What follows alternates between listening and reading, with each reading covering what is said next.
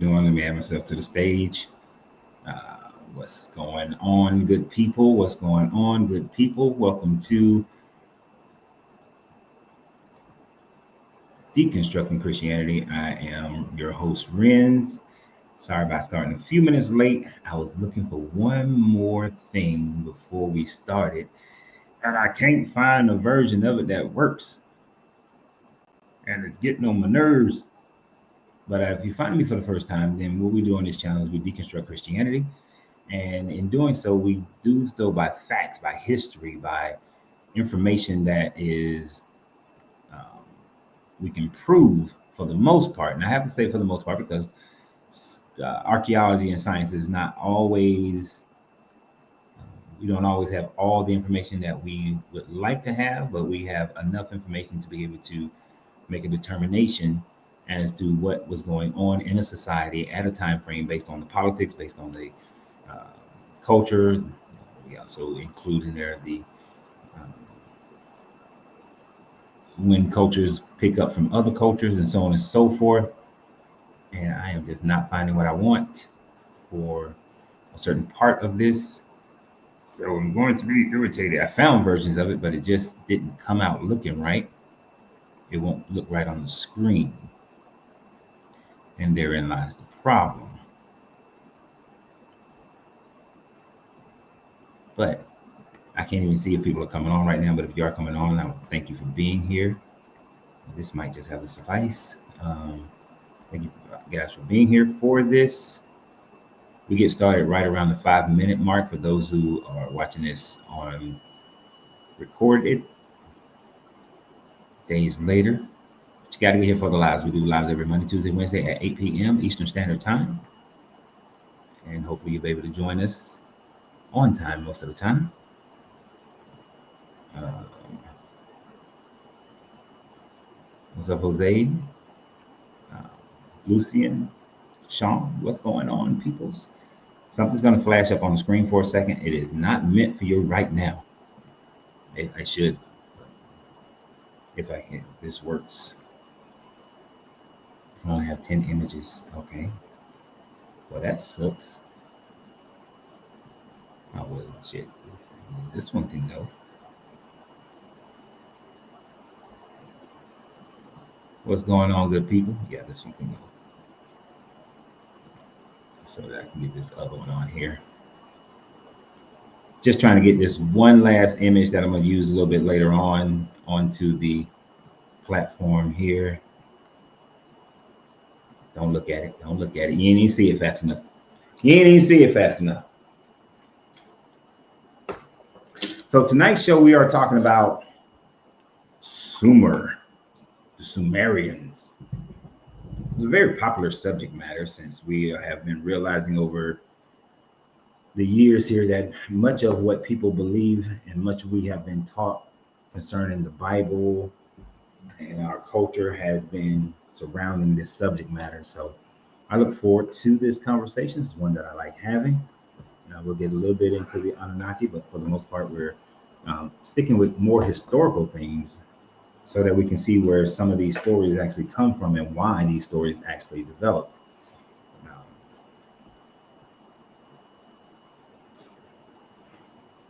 and as I was going through this, I really saw how Abraham fell into this storyline so well. And since the two of the biggest religions in the world are the Abrahamic or come from this, we'll be good to go. Can I see you? Yeah, you're right there. Right there. Yes, the story of Abraham is disturbing. You got a guy who's willing to sacrifice his own son just to show his love for this God, and he get praised by billions of people. That is a disturbing factor concerning this guy. We're one cigar today, not two. What? Paul made it on time. Oh, you so Paul. So earlier today, I did post a video about the red heifers. We're in that. This is becoming a seasonal thing, a yearly thing. The red heifers every The last 3 years is the red heifers, but I really don't want to see those animals sacrificed for these people.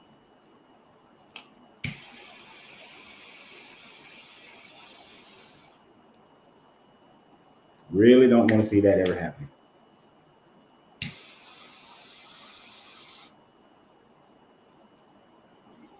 And hopefully it won't happen this year.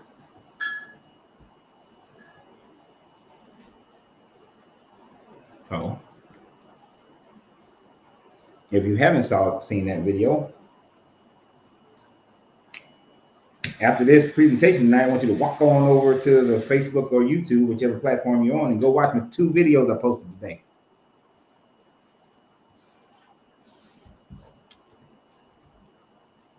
But like always, share every video.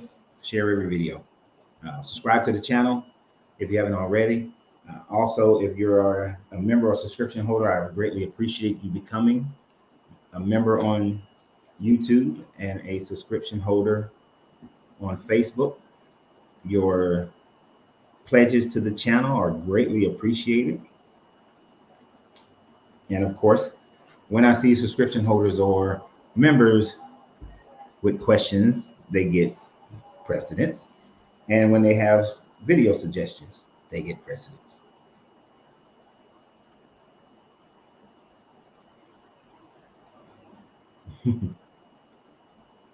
Best day it tastes good with some A1. I guess so, yeah. What up, Frederick? How you doing?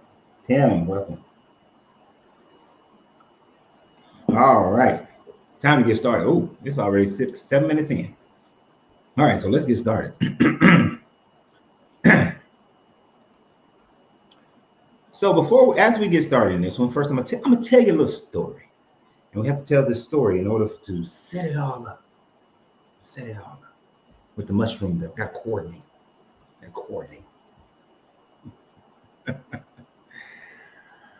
Most of the people on here have heard of this story concerning Abraham and have read the book of Genesis.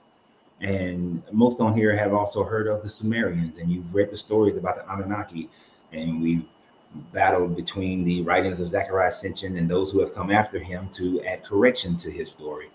And as time marches on, we get closer and closer to understanding the people of Sumer and how our more modern day civilization is attached to that. Of course, there were civilizations prior, but this is one of the most influential civilizations to how we are living today and where a lot of our thoughts come from.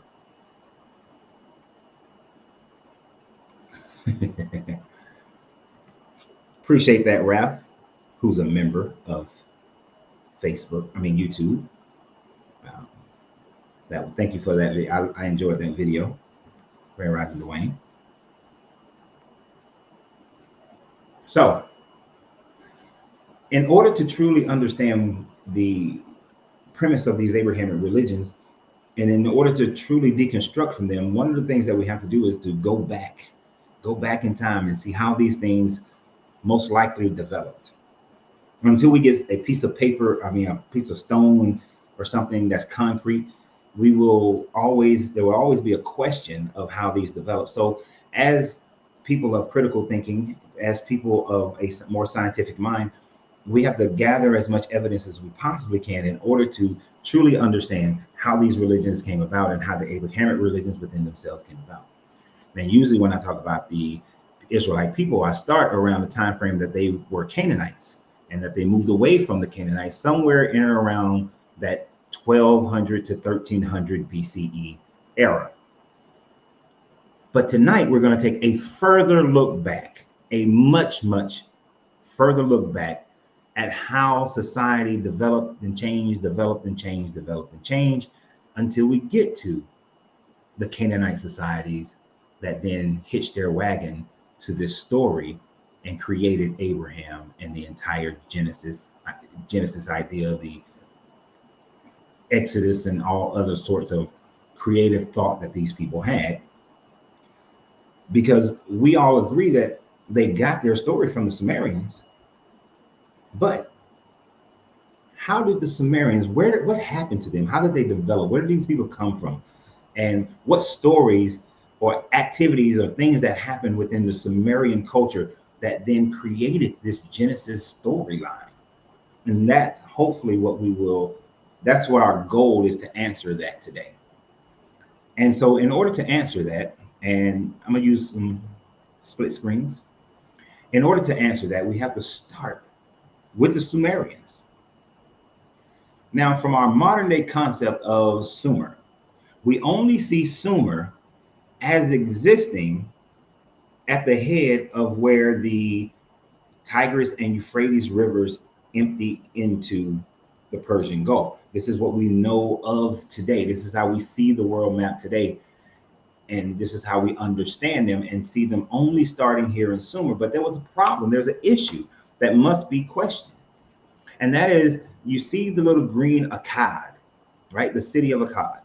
And the thing about it, the Semitic people, and people are Semitic based on a common language root. That's how they are Semitic. So where we're talking about the Arabic or Akkadian or Assyrian or Phoenician or any of these other groups, those are Semitic tribes. But a difference thing, even the Elamites over there in Elam, that's a Semitic group.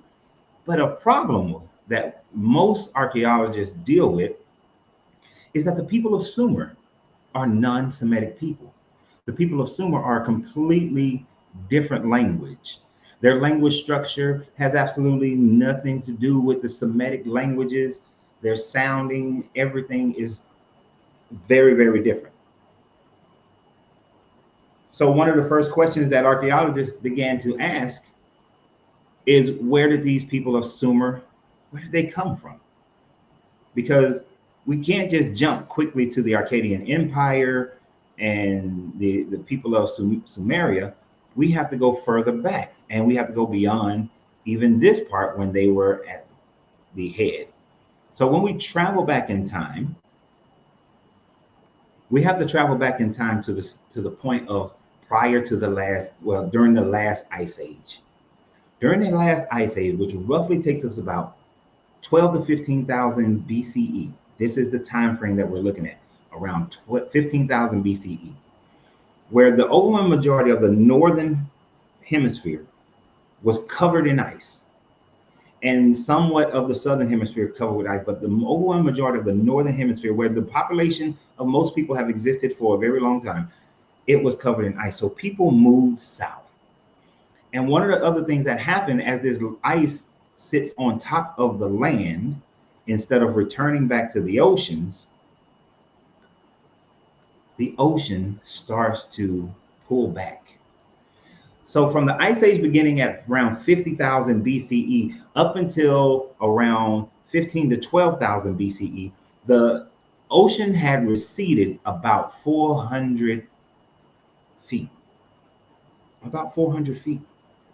Now, to some people, that might be hard to conceptualize. What would a world look like 400 feet of ocean water pulled back?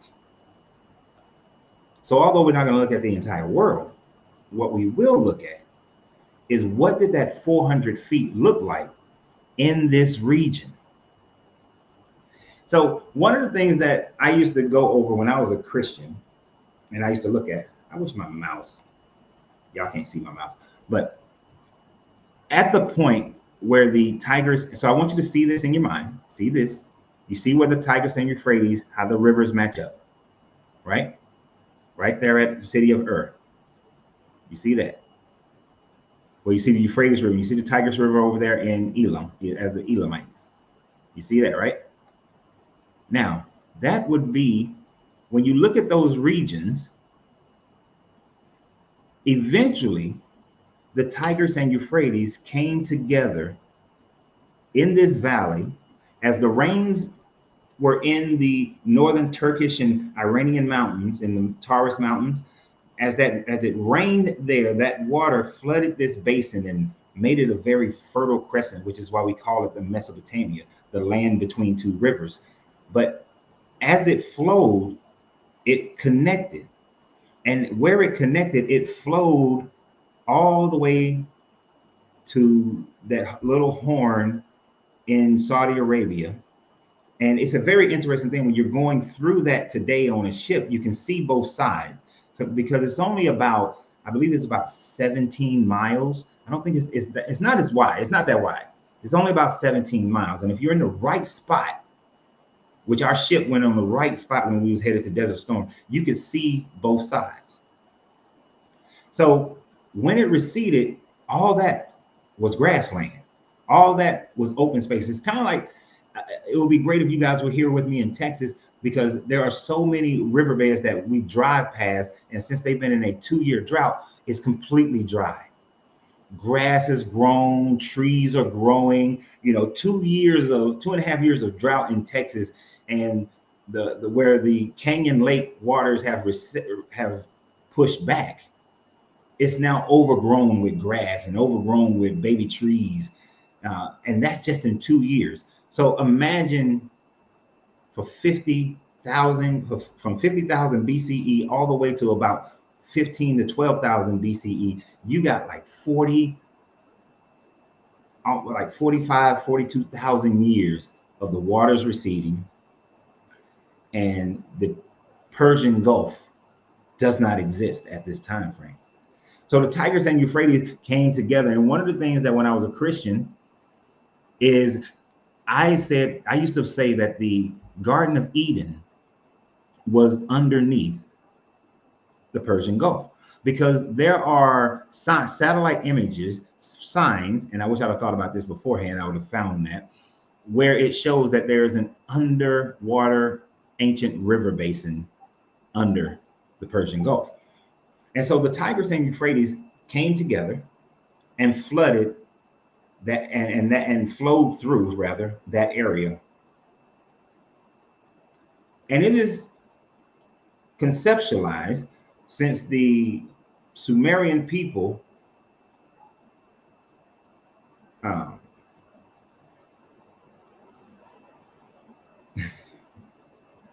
what?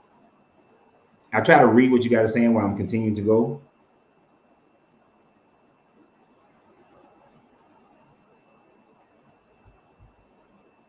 Okay, I don't even know what they're talking about.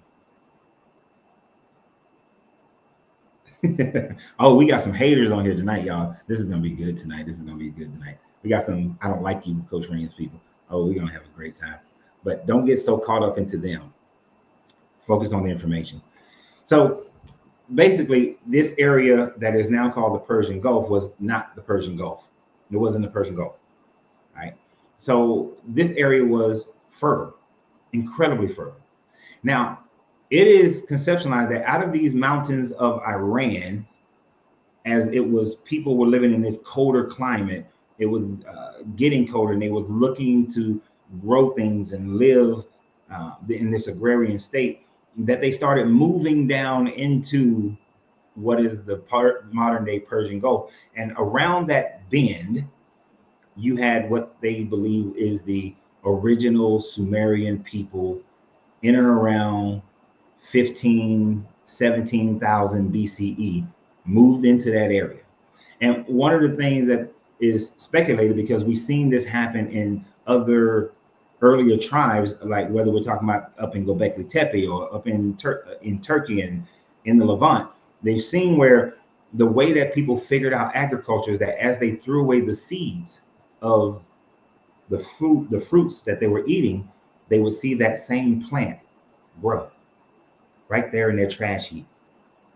And so they started to realize that all these plants can grow as long as they have the right type of ground. That means the earth was smaller or bigger. The land mass on the earth was more. The land covered more earth. So imagine all around the world, 400 feet of land above water. And this is lasting for 45,000 years of having all of this extra land. Now, in that tropical belt, you still had people living there. And in this tropical belt, we get Mesopotamia over there. The Tigris-Euphrates River joining together, and you remember, if you remember the Genesis Bible story, it talked about how Eden sprang out of the head of those rivers. Well, it didn't make any sense that Eve would spring out of it since it was flowing downward. So that would not have been the proper place for Eden. So it threw me off completely since those rivers originate from the north. So I messed that up when I was a Christian. I realized that that was wrong as a Christian, that the Tigris and Euphrates and the whole Garden of Eden was just some other story. I just didn't know what it was at the time frame. But there was much more land mass. Yes, they like to call this area the cradle of civilization or the cradle of life. The Greek word is Mesopotamia, between two rivers, since it's between the Tigris and the Euphrates. But what we do know is that when you look at it 15,000 years ago, that area was land and people lived on it.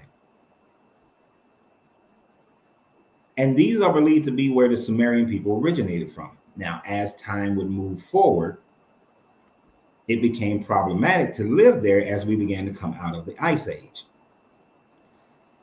Now, there's an idea. There's a thought. So you see how the map shows 15,000 years ago. At the 15,000 years ago mark, that was the time frame, which would be 12,000 BCE. This is the time frame of the Younger Dryas freeze coming to an end. The Younger Dryas freeze supposedly happened somewhere around 15,000 BCE and 12,000 BCE. So this is around, 13,000 years ago. So around 13,000 years ago, that was fertile land. A deeper freeze had occurred. But then around 10,500 years ago, which would put us roughly around 9,500, 8,500 BCE, but it actually goes somewhere between that 12,000 to the 8,500 BCE. You had the Younger Dryas flood. Now, according to the Sumerian stories, it was in 6 days that this water all flooded. But if we look at it from a geological standpoint, and this was some information that I've been researching over the last couple of days, there is a growing consensus that in those first 1,000 years that the water table from 12,000 BCE to about 10,500, well, those for the first 10,500, so the first 1,150 years, first 1,050, 500 years, the water table grew because of the rapid unfreezing, melting of that ice, but it only grew about 3 centimeters a day. Now, even growing at 3 centimeters a day, this would mean that the Sumerian people would have to move further north and continue to move further north. But then somewhere around 8,000 BCE, 8 to 7,000 BCE, the water began to flood so quickly that it moved about 6 feet per day. 6 feet, per week. 6 feet per week. Now, I want you to think about that. If the water, and you are an agrarian state, you don't have a car, you don't have an airplane, but the water is moving about 6 feet every 10 days, to you, the world is being flooded. To you, the gods have proclaimed destruction. When all that was really happening around the world during this Younger Dryas flood is that the waters were rapidly taking over this crescent area that you see at the top, and the people had to keep moving. With it flooding 6 feet per 10 days, you don't really have time to stop. You can stop and rest here and there, but for the most part, you're on the move. You got to keep it going. So your whole lifestyle went from living in here, living at that horn, living in this region, that is in and around near modern day Dubai, all that region, to you having to live at the head of where the water finally stopped. And so when that water finally stopped, you have these Sumerian people who came out of these mountains of Iran, and now they are settling in this area of a people with familiar language that we call today the Semitic languages. They didn't call it that themselves. This is something that we have called it. And the reason we call it that is because of people's belief in the Bible and thinking that these people are the children of Shem, that all of them are the children of Shem. This is the only reason why it's called a Semitic language, because they believe that for a long time, they were the children of Shem. Now, so we come to understand why the Sumerian people had a completely different language. They come from a couple few thousand miles away from the people of Akkad. And so when they started mixing and meeting the people of Akkad, what the interesting thing that first happens is that they all get along. They all get along. Everybody's fine. Everybody's in agreement as far as mixing of the culture. Everything works. They begin to set up government.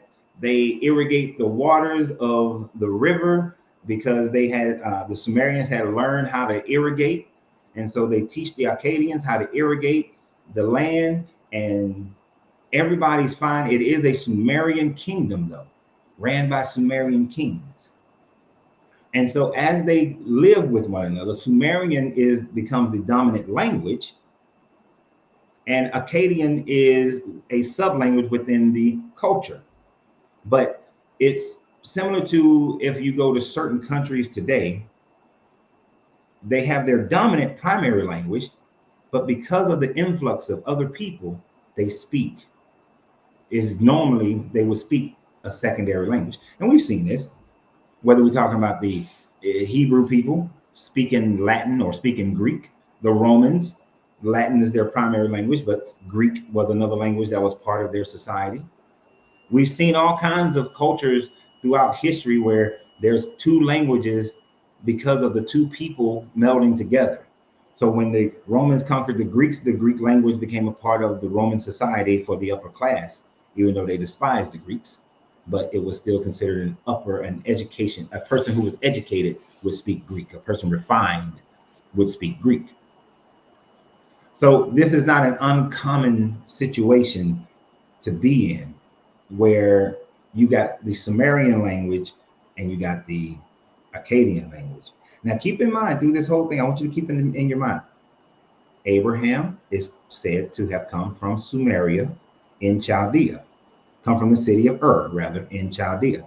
So becomes this city, the capital city, the primary city of the Sumerian Empire. And it is called the Sumerian Empire, and I'm gonna bring this up, and even though it says Akkadian, is there something I want you to understand? The Sumerian Empire covered this entire space, right? Covered the entire space. One of the tablets that was found in this region, in the city of and well, no, it was actually found in the city of Uruk. It was found in the city of Uruk. It was found in the 1600s. I forgot the gentleman's name who found it, him and his wife. But in that city, when they found these tablets, it talked about how one of the kings of Sumer, I think it's Luga Kashari, something. It's Luga somebody. Hold on, I want to say the name right. Oh shit, I'm gonna need my glasses for that one. But one of the tablets speaks of, is he on this list? Did this list go far enough? Nope, this list doesn't go far enough. Oh, that's something else that I wanted for later. Oh, the list that had his name on it doesn't go. It didn't. It's not on this one. But King Luga is what I'm gonna call him. King Lugagasi is something like that. Um, he spoke what they called the Persian Gulf back then was the lower seas. What they called the Mediterranean was the upper seas. And this king boasts on a tablet that he was the ruler from the lower sea to the upper sea of the land between the two rivers. And he supposedly, according to this poem, he washed his sword in the lower sea slash Persian Gulf, and then washed his sword again in the upper sea, the Mediterranean, as a symbol, as a metaphor for his control over this entire land area. Now, the difference is that under the first Sumerian dynasty, on the first Sumerian empire, this wasn't really an empire. The city states still existed. There were governors for each city state. They were loosely banded together. They were constantly fighting against, fighting one another. They were constantly having to restate themselves as the Sumerian Empire. It wasn't the trade and centralized government wasn't there. So this is why the Sumerians don't get noted as being an empire at this time frame from most archaeologists. But they did control all this land.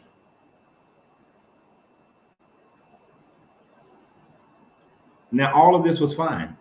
And of course, we have that king's list that's full of incredible years that people ruled, 232,000 plus years, 196 plus thousand years, 153 plus thousand years. And you have all these kings ruling for all these long extended periods of time. And this is where we get some of our Anunnaki thought processes, that they live for hundreds of thousands of years, is that this king's list is supposed to be a bunch of Anunnakis who were existing. And it's not until we get towards the time frame of Sargon before we get into more human living civilizations. But from that book of Genesis, from these ideas is where the book of Genesis starts to get these ideas of people living these incredibly long lifetimes, and that gods and angels and all these things who have lived for centuries upon centuries, and they're telling this story. But one of the stories that is being told to the Akkadian people that we find in our Genesis story is this flood narrative.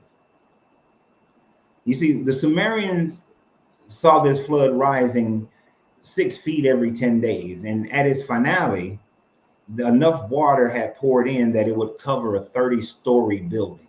That's how deep the waters had ran. That is, the water depth would cover a 30-story building. So for them, having to move every 10 days, they relayed this story to the Akkadians. And so now these stories get told, and it's becoming the stories of Atrahasis and the story of Utnapishtim. And by the time these stories come to a narrative, is 3,000 years later. So these things are happening somewhere in the neighborhood of around 6 to 5,000 BCE, but the stories are not written down until around 3,000 BCE. And so since there's this gap of time, this 3,000 year gap of time, the story gets bigger. Like any story, it gets bigger.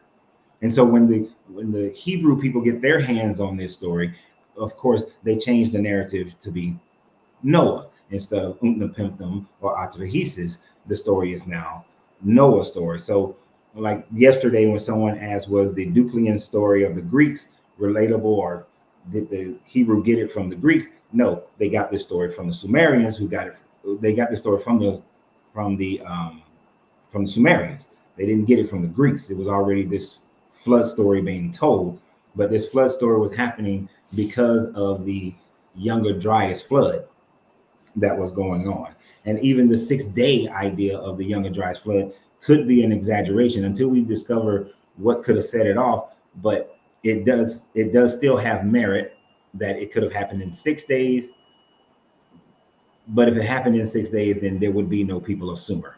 The people would not have been able to migrate fast enough to get out of what becomes the Persian Gulf. So, but a flood happening 6 feet every 10 days, that's still a hell of a flood. That's still a hell of a flood, that the ice is melting that rapidly, that 6 feet every 10 days. That makes more logical sense. And until we have something that say it was a asteroid burst, in the sky that heated up the planet, for 6 days, and it was like temperatures rose to, a certain degree where the whole of the planet heated up. No. So I think that this theory of the flood, which is, like I said, gaining more and more academic consensus, is more logical in thought. But over time, it becomes a big fish story, by which it did become the big fish story. So like I said, over 3,000 years is being translated. And then for the Hebrew people, there's another 2,700 years of this story being told, changing the names to fit the narrative of whatever empire was in charge at that time frame. And so by the time they get it, this is what it turns into. It turns into that. There once was this Garden of Eden. There is a Sumerian story that when Enlil had created the Garden of Eden, that the lions, because there were lions in this area at the time frame, that the lions lay down with the sheep, that the wolves lay down with the cows. No, it's the wolves lay down with the sheep, and the lions lay down with the cows. And we've seen how that aspect has been translated into the Hebrew narrative as well, that in heaven, that the lions lie down with the cows, and the wolves lie down with the lamb.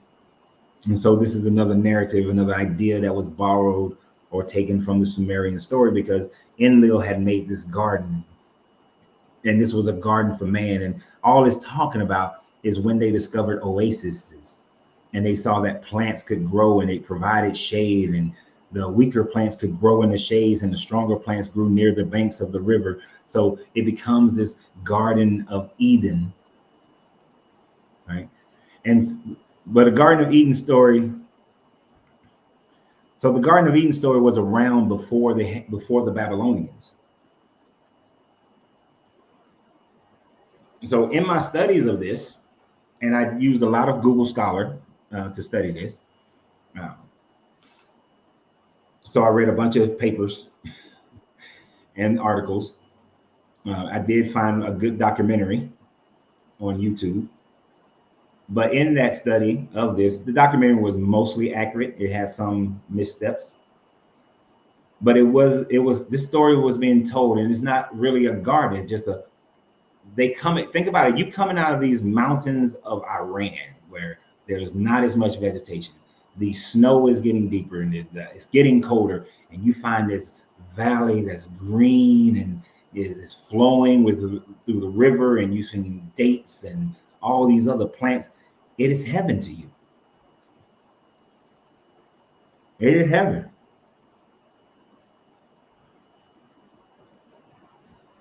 You can email me at masteringyou10@gmail.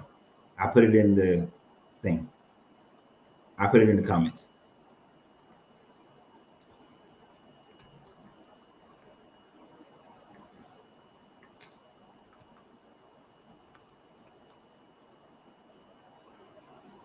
So we get these stories of a Garden of Eden. We get this creation story of Enlil creating man. We get this flood story coming out of this whole situation of just happening of the Younger Dryas flood and the Sumerian people coming into this valley, and then they have to move further north, and they become merging with these Akkadian people, and everything was relatively okay. The society was thriving. They started creating government, and everything was fine. But just as with all civilization, when one civilization is looked a little bit less down upon, after a while, there's going to start to be revolts. And at a time frame in or around 2200 BCE, when the around 2200 BCE, when the Sumerian situation was not as good, because you had a group of people, and this group of people is important. You had a group of people who was coming from the east, out of the mountains of Iraq and Iran and Turkey, and these people were called the Gutii people. And the Gutii people were raiders. They would come in and raid and plunder these Sumerian cities, and but because they were loosely connected, because they weren't really a centralized military or a centralized government, the Gutii people caused the problem for them, caused major problems for them. And then in the mountains of Turkey, you had it's not the Kurdish people, but it's similar to Kurd, but it's called it was like the Kurdistic or some shit like that. People were also creating problems for them. So the Persian Empire, I mean not Persian, the Sumerian Empire was weaker. And during that weakness, in around 2200 BCE, you had a dude said, I'm taking charge. And his name was Sargon of Akkad. And the Sargon of Akkad story is that Sargon was born to a woman, an Akkadian woman. And at a time frame where the Sumerians were being oppressive towards the Akkadian people, Sargon was floated down the river in a basket down the Tigris River. And then he was picked up by the gardener for the king of Sumeria.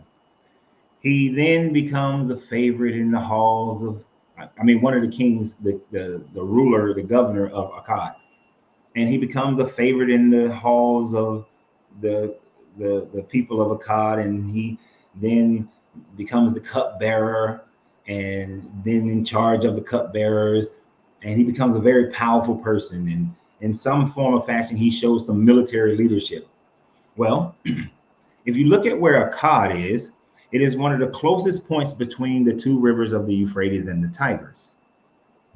And there was a small island there, and that island, they had built the little walled city as a fortress to fight off when the Gutii people would come in and attack. But it was poorly built. And so Akkad, it's possible that Sargon had learned his military tactics by being in that general area. But then once they saw the weakness of the Sumerian king, they attacked the city of Uruk. And although they were greatly outnumbered, somehow we don't know what happened, but they succeeded. Sargon succeeded, took Uruk, which was the primary city at that time frame, then went on to take Lagash and Ur and Umma and Cush and Eridu, and took all the major cities in the south, and then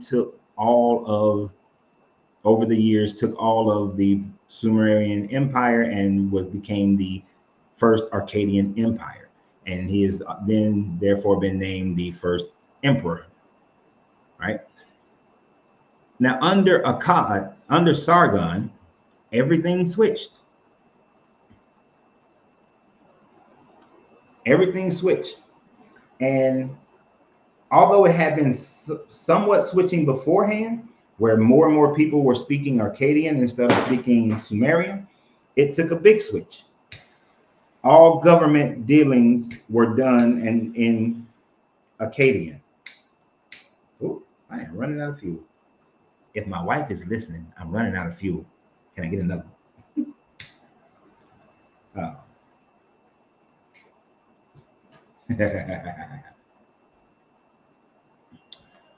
So Starjam, you talk about it like that at times, like you were there, like you've seen all of that. When you study something, you kind of get a feel for the story, yes. And here's the thing. We have hundreds of thousands of documents on clay pottery that is telling different stories of this time frame. Hundreds of thousands of them. I personally, when we in Desert Storm, I ain't gonna lie, a bunch of stuff was taken from Iraq. A bunch of cuneiform tablets were taken from Iraq. I saw with my own eye at least about 10 to 12,000 of these tablets taken from Iraqi museums and whatnot. Gracias. So there are thousands of them.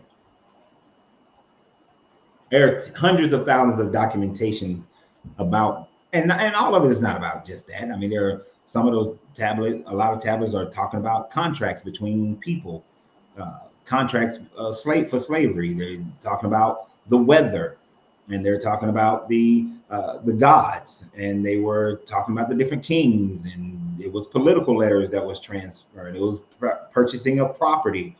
It was how they irrigated the land. There are some about the music and how the notes of a song and how to play it and what instrument. So there's a tremendous amount of information that we know about the Sumerians and the Akkadians, and especially since the late 1900s when we started really being able to decipher these cuneiform documents. So we are learning more and more and more about their civilization. I mean, it's almost like it's a huge database of information that we know about these people already, and more is being found out, and I'm sure that more and more will be found. But back to the story. So Sargon takes over. Now, where does that sound familiar? You should know a story, right? You should know a story of him floating down the river, becoming into the getting stuck, becoming part of the royalty, then becoming this great leader and leading these people and overcoming insurmountable numbers and the civilization changing. You know, Moses supposedly left Egypt for more Egypt, but Sargon, he took over there and became the Akkad and created the Akkadian Empire. So Moses' story is borrowed from Sargon's story, just made into an Israelite story, a Hebrew story.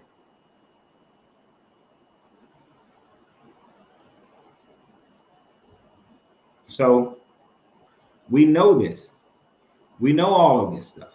And we can see that this is just a borrowed story of the Moses story, just a borrowed story. And now with Sargon, we get more of a centralized government. We get better laws. The people are better taken care of. There's fair play within society. There's more of how to grow, and land is divided up more evenly, and people are granted more rights under Sargon. And so there's a thriving empire. And what do we see with Moses? We get the Levitical laws, we got the Deuteronomy laws, and we get the things that are written in Numbers, and the laws and rituals and stuff that are written in Numbers. All those things happen under Sargon. We get all that information directly from Sargon. And this is what they were studying. This is what the Hebrew people came to understand when they separated from the Canaanite people. Now, another story that we get, that the Bible gets from these people, is your Tower of Babel story. Because during this time frame, a 10-story ziggurat was built. Now, this is just an artist rendition. This is a ziggurat in the city of Ur. But this 10-story one of the artist rendition, this is what that one looks like right now.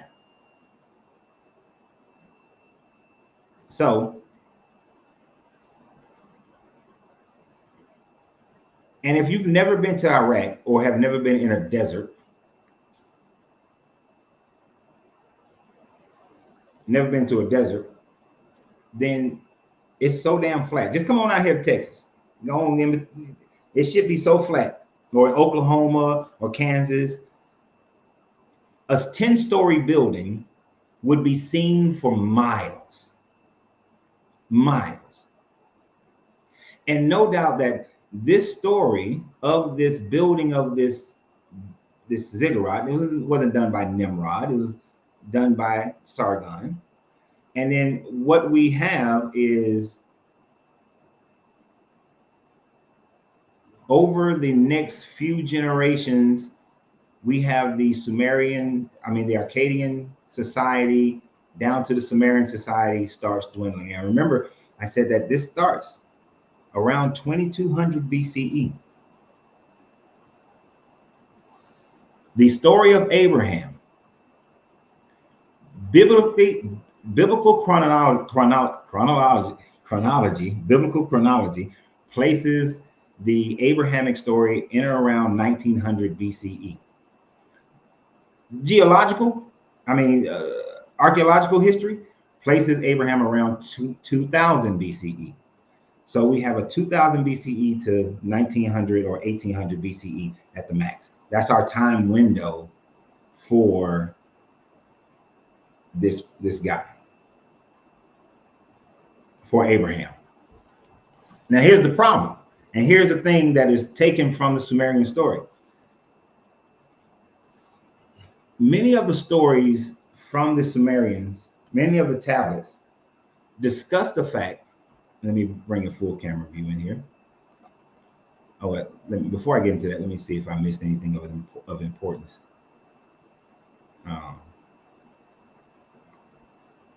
Yep, there was a lot of stealing that was going on. Yeah, a lot of the stories are stolen from the Akkadians. Well, the Sumerians and the Akkadians. And understand, these are merging societies. These are two societies living as one at that time frame.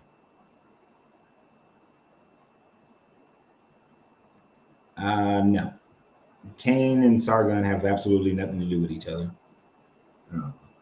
I can see what you were saying about how Cain built the city of Nod, in the land of Nod, but Sargon didn't build a city, he built a ziggurat. The cities were already built by the time you get to Sargon.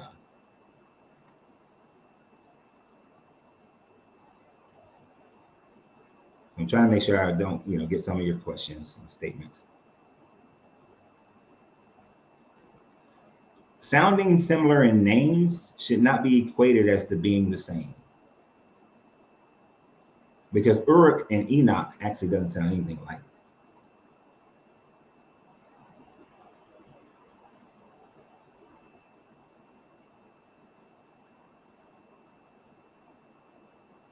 All right, so let's continue.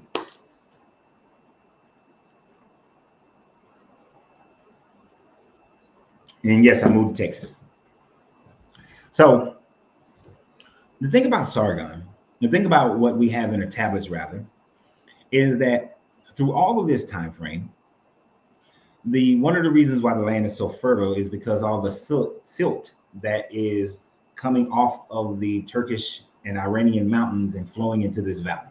Wherever there is heavy amounts of silt, then you can have very fertile land. And because they were irrigating, you get very fertile land. But here's the big problem in this entire region, is that the land itself has a high salinity count. Just look at, where's the Dead Sea? Right in the middle of the Levant, right? But the land had a high salinity count. They didn't understand crop rotation or and that's the process of letting the land rest so that it can be revitalized, and then you can plant again and plant good crops again. So they didn't have an understanding of crop rotation.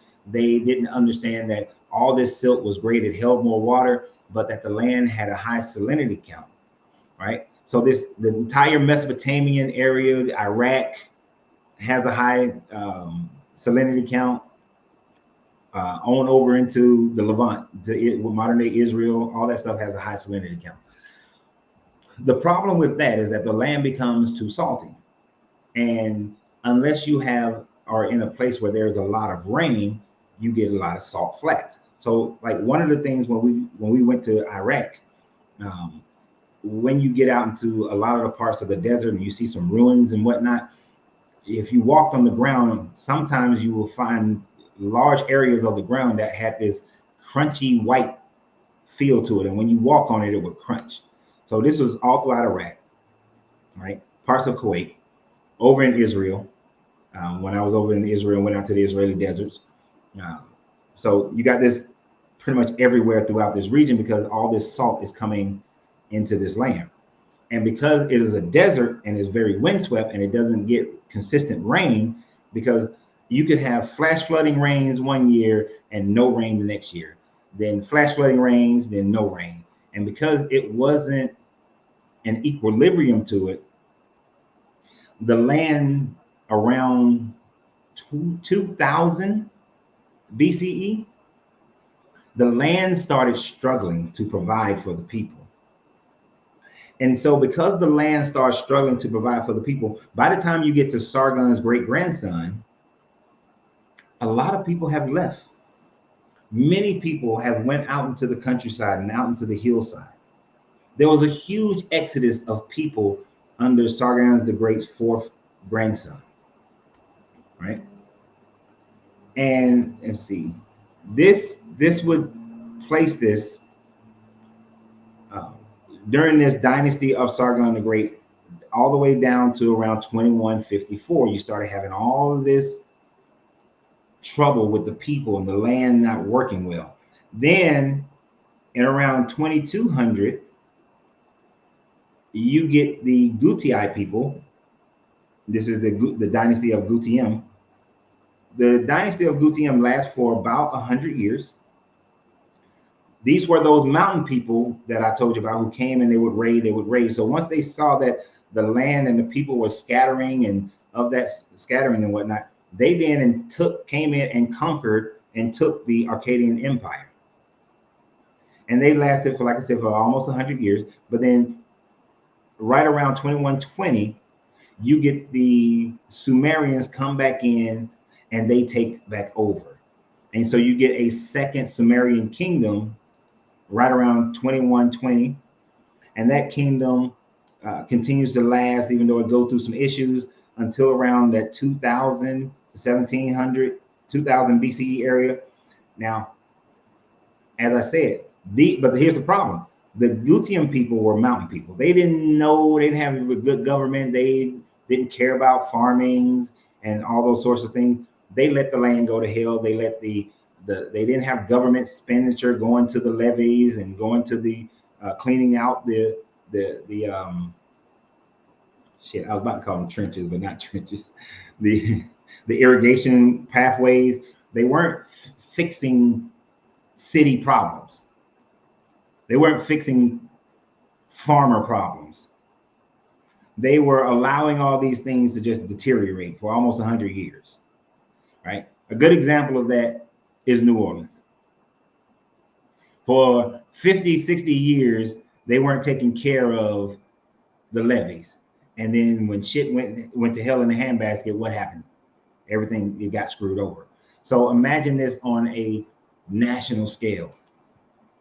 So the Gutium Empire dynasty really struck harm for them. And then when the Sumerians came back into play around 2120, they didn't have a lot going on. They had a lot of problems.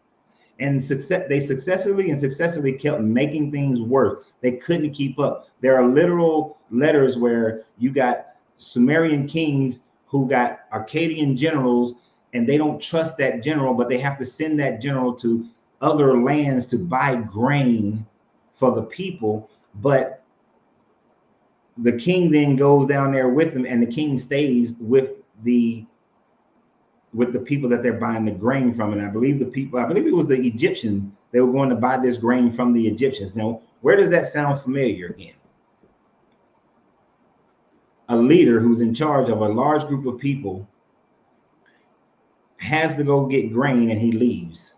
You got that two times. You got that with Abraham, and then you got that again with Joseph and his technicolor coat, and when Jacob and them have to come into Egypt to buy grain. So you got it with Abraham, and then you got a retelling of it with Joseph and his technicolor dream coat. But the other thing that is vital and important to understand is that in and around this 2200 BC area, time frame rather, you had a 300-year drought. Archaeologists, yes, San Antonio. Now, archaeologists and climatologists have determined that this region, for the most part, yes, it rains sometimes. It's like it never rained. Yes, there was snow caps on the Turkish mountain, but it's kind of like how today that land area has been going through a drought for decades now. It is possible that they could be going through another drought for the next 300 years. So the Abrahamic story says that Abraham left the city of Ur in Chaldea. Now, the Chaldean part doesn't make any sense because Chaldea doesn't come into play until the 10th century BCE, which is the 900s.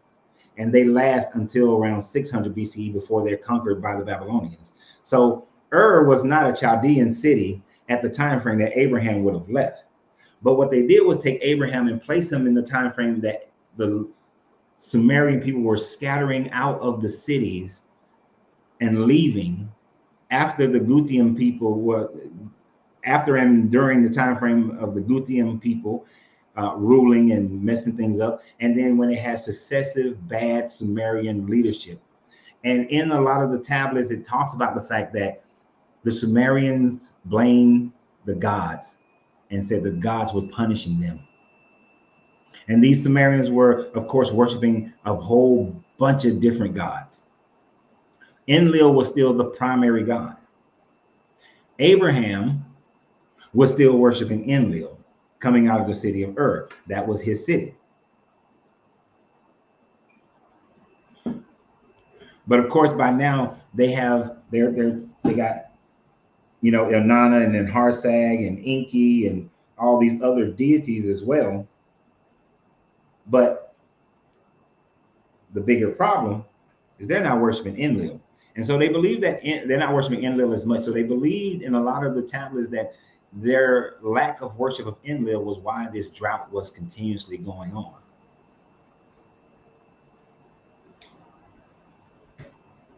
So when you look at the placement of the Abraham story during the time frame of this drought, and Abraham in his story, he goes through a drought and he has to go to Egypt. He has to go to where the grain is, where the food is, right? He has to submit himself to the lordship of other people. You also have these people out of the hills who was ruling this land, and they had to live on lands of other people. The Gutium people, they may be substituting for the Hittites that Abraham had to live under while he was leaving his mother and father and leaving their land and striking out west. And because literally Ur, to where Abraham supposedly went into the land of Canaan, was west. But the problem is that they hadn't necessarily started calling themselves Canaanites too tough around 2200. You don't get that until around 2000 BCE that they are Canaanite people. It is after the Sumerians retake but they're messing up everything that people start really separating themselves and creating their own cultures differing from the Sumerian people. And the more and more these Sumerian kings keep messing up, people are speaking less and less Sumerian. By the time we get to the dynasty of Larsa, there are so few people who are now speaking Sumerian that the language pretty much is about to die. It's turning into a dead language. And then we get that first Babylonian kingdom under Hammurabi around 1800 and 1894.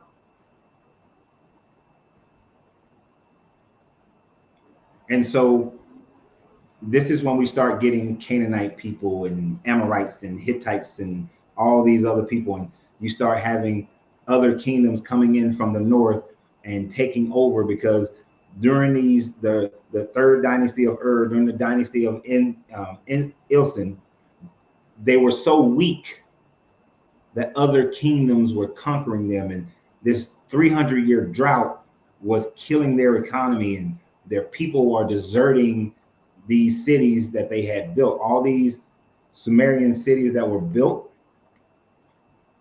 they all start becoming empty. Nobody's living. You don't have the people in Akkad anymore as much, or or Eridu or Uruk. You know, people are just leaving and walking away. And so the Abraham story of being called by God to separate himself is really the story of the mass migrations of people that were leaving the Akkadian Empire, leaving the Gutium Empire. And you got to imagine the Gutium people are bringing in their own gods, and they expect the worship of their own gods.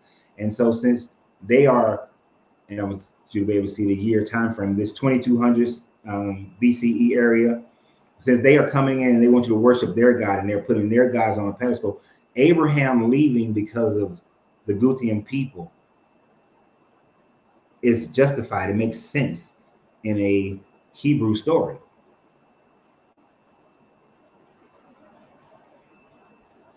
Let me put this map up first before I answer this question.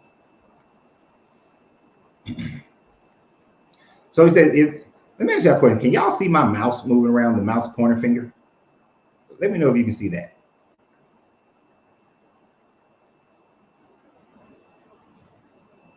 I want to know if y'all can see that before I answer. I don't know if y'all can see the little mouse pointer.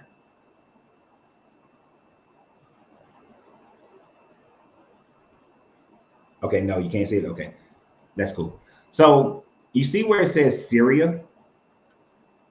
So that area, Syria, more along the coast, a little bit out wide, where it's a little bit orange and whatnot.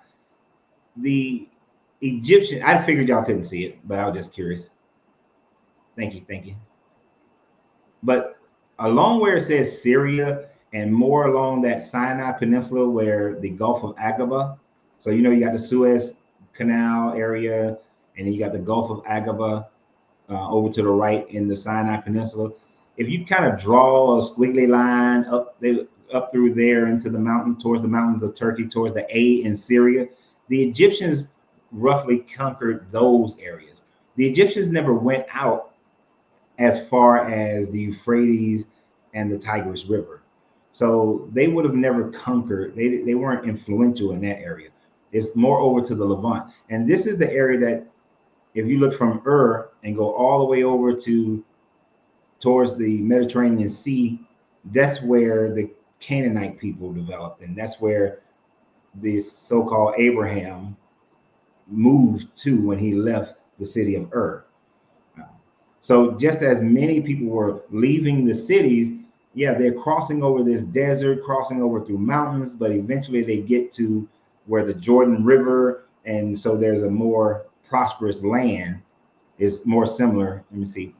This one doesn't show the Jordan River, but it shows a little bit of the Sea of Galilee over there. But if you see that terrain, imagine all that terrain, it being more desert terrain. And so they were crossing, he would have been crossing that type of terrain to get there. But the whole story of Abraham is really the civilization, the fall of the Sumerian civilization. And it is a story that is coming out of the telling of this story.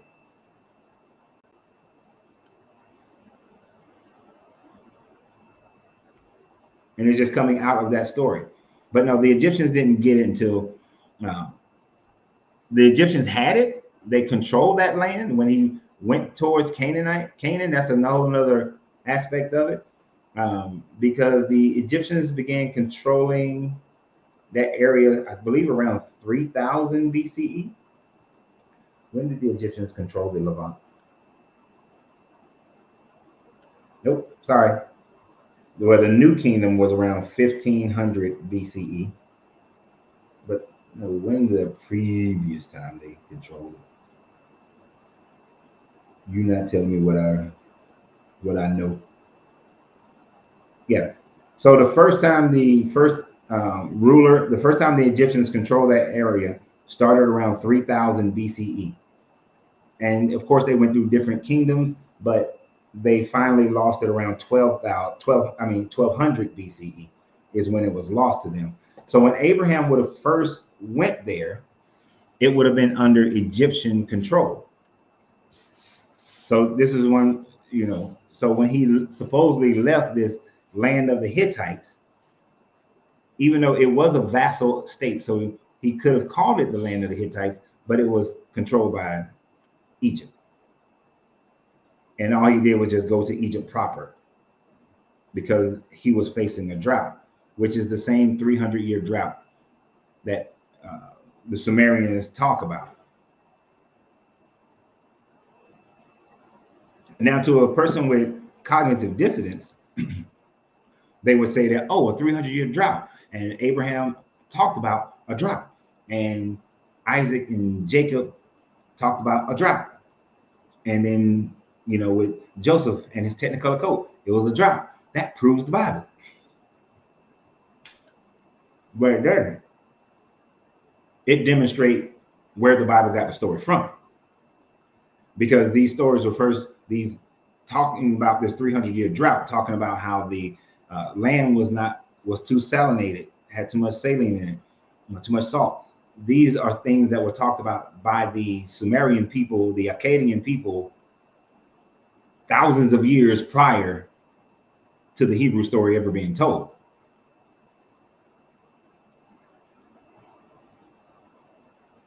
These destructions of cities, Sodom and Gomorrah, could merely just be talking about either when the Sumerians conquered a city, or when the Akkadians conquered a city, or when the Gutai conquered cities. And when the Gutai conquered cities, is probably more the Gutai people, the Gutai people conquering cities, because when they conquered a city, they burned the city to the ground.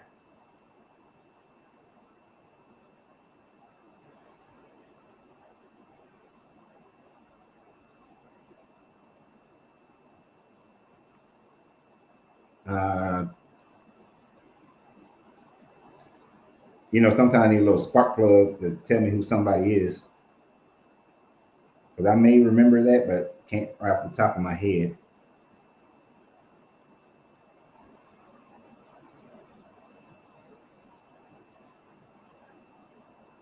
Akapuni. Akkad.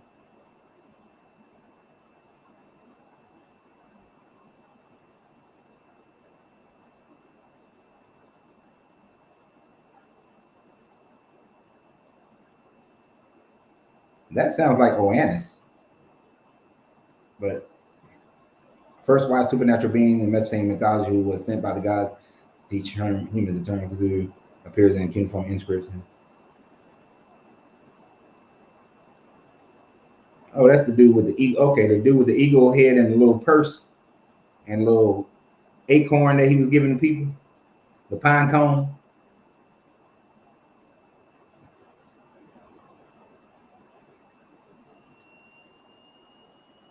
Now, what that reminds me of,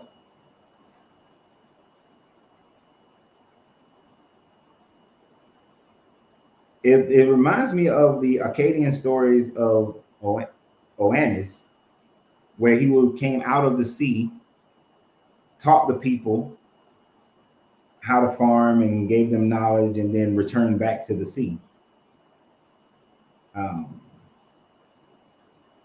This is where the documentary that I was reading, that I was listening to, I think they get it wrong, because they were saying that maybe they mistook the Sumerian people as Oannes.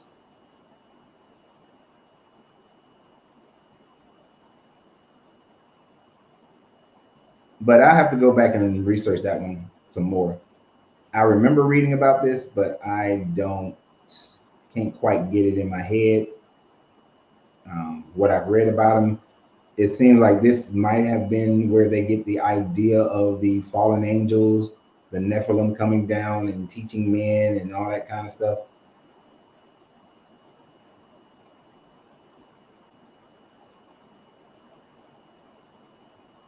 But I have to say, I'll make a video about that one.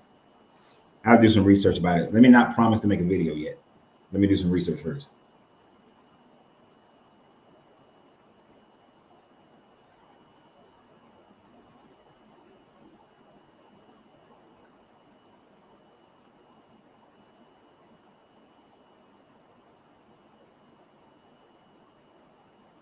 I have no idea what you're talking about. Used to catch the attention of the sheeple. Oh, another popular story that they use to catch the potential. Okay, I got you. I see what you're saying. But yes, so as we can see, and I know I missed a lot of you guys' statements and whatnot. As we can see, that the what the archaeological evidence demonstrates about the Sumerian people, it created the Genesis story.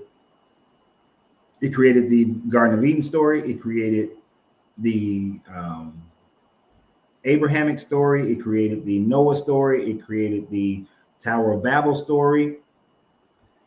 It created the whole Isaac and Jacob and going to Egypt with Joshua's story, and it created the Moses story, right? It created the ideas of all the laws that you see in Leviticus and Deuteronomy and all that, as there's a great leader who comes up and now he's teaching the people. It creates the Joshua story of Sargon and how he went and conquered all these different cities, right?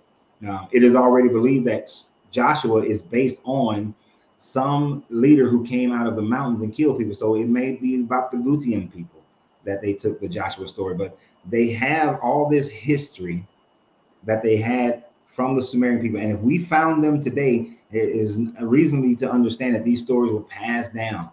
They had a written language. I can't stand when people say, oh, the Hebrew were the first ones with a written language. No, they were not the first ones with a written language. Cuneiform was a written language. The cuneiform language went from a pictograph hieroglyphic language to a language where the symbols represented a sound, and then that sound could be put together with other sounds to create writing. So the cuneiform writing of the Sumerians and Akkadians was the first written language in this region of the world. So it is not the Hebrew people who came up with written language. And they've told their stories. And then their stories have been changed to fit into this biblical narrative. And so it's one of those things that when you intellectually think about it, you can clearly see that the Abrahamic stories are actually the Sumerians and Akkadian stories redubbed. Just like this new Snow White movie is coming out, it's a new the Bible is just a new Snow White movie. The new if you ever read the original Cinderella story, it's actually kind of a bad, horrible story, but it's just a new telling of it. Snow White ain't that much better than the original. But these are just new stories. These are just old stories being retold to fit a population of people. So once we get into around that 2000 BCE area, we get these Canaanite people because they've all separated from the Sumerian people. And from the Canaanite people, you get another separation in around about 1300 BCE of people who then start to call themselves Hebrews. And out of that Hebrews, they take on that Abraham left and lived in the land of Canaan, but no, Abraham just changed and became a Canaanite. And then from the Canaanites, because the Canaanites were the ones who kept the story of El, who kept the story of Enlil, and just called him El. Abraham was the same. And then the Hebrews just switched over from El to Yahweh and then went back to El.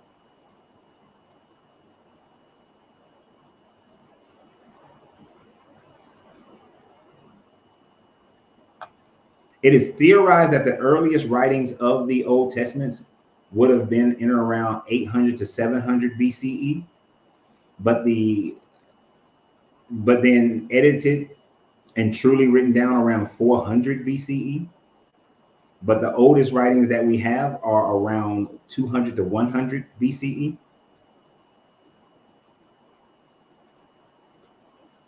So there possibly was some tablets that describes their story to a certain extent in around 700, 800. And I would love for us to find them, because I can guarantee that those stories that were written down in 800 BCE are vastly different from what's in the Bible.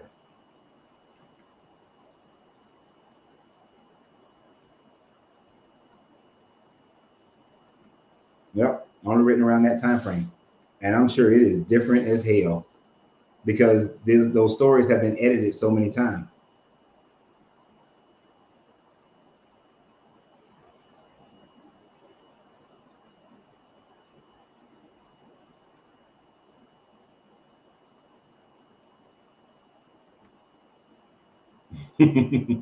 Sure, it's the last thing.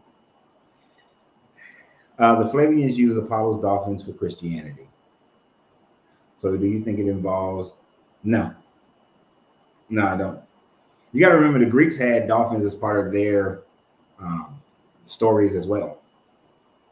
Sorry, piece of tobacco got under my tongue. This is quite irritating. Yep, there we go. Um, so although you have a mixture with the Greeks, when you formulating Christianity, there are some Greek influences, but there's more influences that are coming from uh, there are more influences that are coming from the Egyptians and uh, and other and Messiah types who were walking around the Levant, people claiming to be the Messiah. So you got more of that, and then you got more of the Zoroastrian influence as well, because they were trying to convert Jews over to this Christianity. They were trying to stamp out Judaism by creating a new Judaism. They knew the Jews would not accept a Greek story, so it had to be something that they were already familiar with. And the Zoroastrian story, the Kemetic stories, those stories were more familiar to them.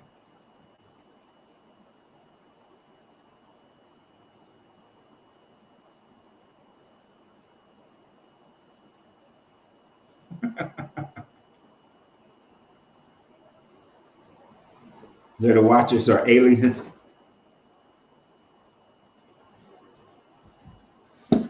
I'm more inclined to think that there are there were more advanced civilizations that survived the Younger Dryas flood, and they have been mistaken to be aliens or gods of the and watchers and fallen angels. But for the most part, it's all about things like comets. Oh, comet. Shit. Oh, what was it? What was it? What was it? What was it? I had it. I had it. Um, how the Hellbot comet possibly is one of the reasons of the creation of some of these stories. Oh, where did I put that? That's what I forgot to put. I had that one on my phone. When did the Hellbot comet come through our atmosphere in the ancient times? I said atmosphere, it's not our damn atmosphere.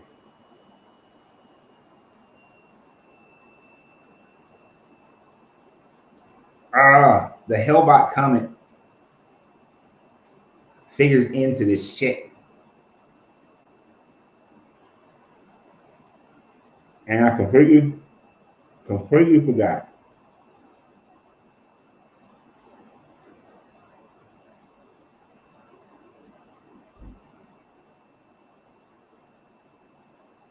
Completely forgot.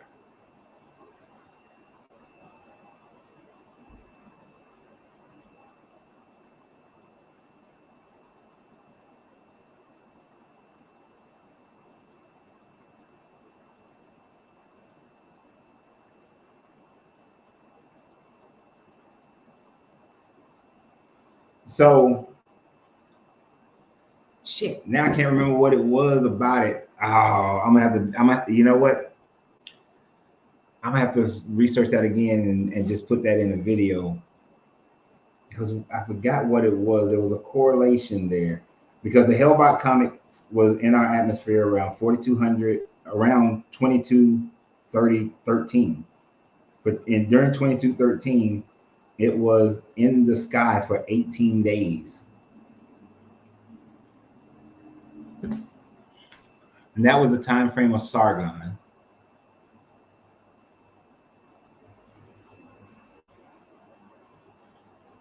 Was it the fact that it was in the time frame of Sargon and they viewed that as a sign of Sargon's leadership? It was something that I had about that one. I can't remember exactly what I had about that one. God dang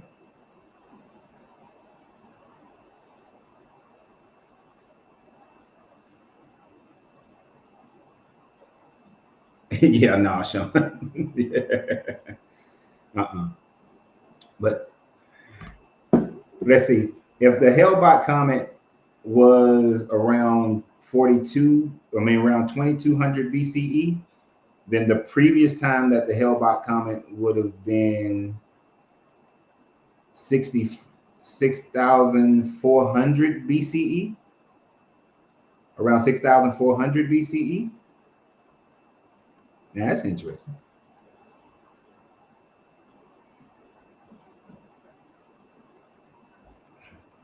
That would have been, they were already building their societies. They were already, the Sumerian society was established already. Um, no, so the Hellbot wouldn't have anything to do with the Younger Dryas, because prior to that, it would have been 11,000 BCE. Yeah, so 11,000 BCE, the Hellbot comet would have been flying over in a time frame where the Earth was de-icing. I'm gonna do a little research on that. That's a good catch. That's a good catch. Because it comes around every 4,200 years, roughly.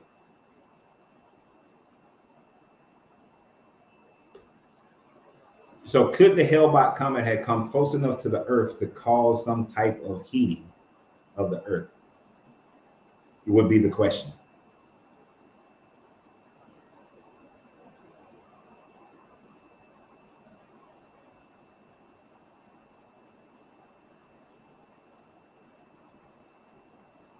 Did Hinduism play a part in the story? Do I have a map that's big enough? Is this map big enough? Nope. Um, what I wanted to show you is that it most likely didn't have too much to do with it. So now here's the thing. When the Sumerian people were living at the edge, when the Tigris and Euphrates River had become one river and it was emptying into the Indian Ocean, there's evidence that the people of Sumer, when they was there at that time frame, were trading with the people in the Indus Valley because it was close enough, and they had enough seafaring to do it. So it was close enough, but it really didn't have much to do with the story. Uh, the Abrahamic story starts developing after the Younger Dryas freeze. And you know what? This is probably more accurate. Yes, 4,308, because we know for certain for sure now. So we're saying 4,300 years.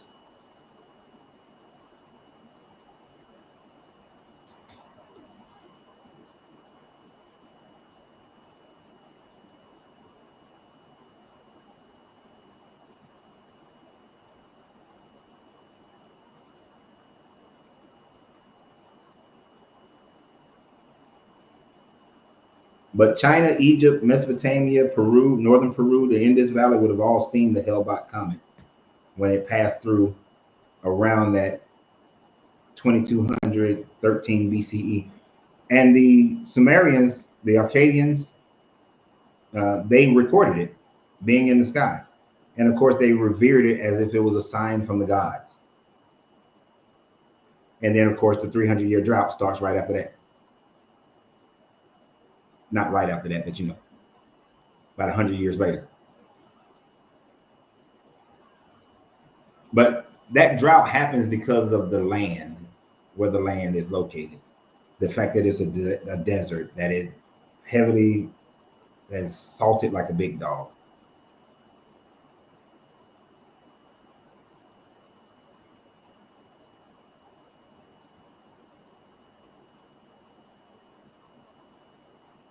I have no idea why the Hebrew language only has 8,000 words.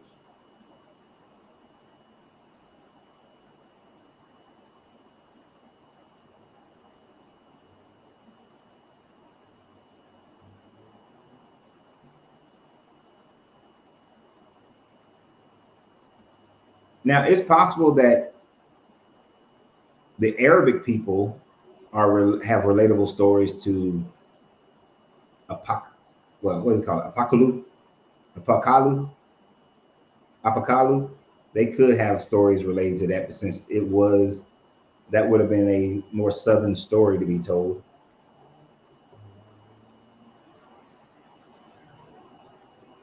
Right.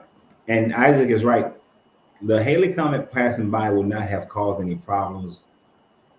Well, what I was thinking about, Isaac, was if it passed close enough, would it disrupt our magnetic field and thereby allow for higher solar radiation?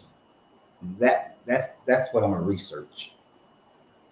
But then I don't think we would be able to know. I don't know if they might be able to tell with math how close it came to the Earth when it passed, not the last time, not during the time frame of the Akkadian or Sargon, but when it passed prior to that, well, not even prior to that, when it passed during the Younger Dryas freeze.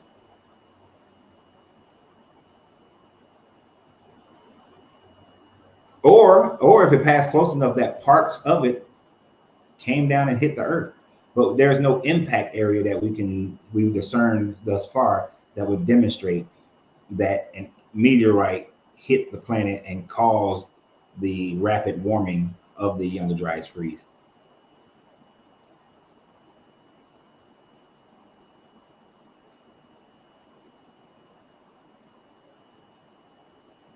So,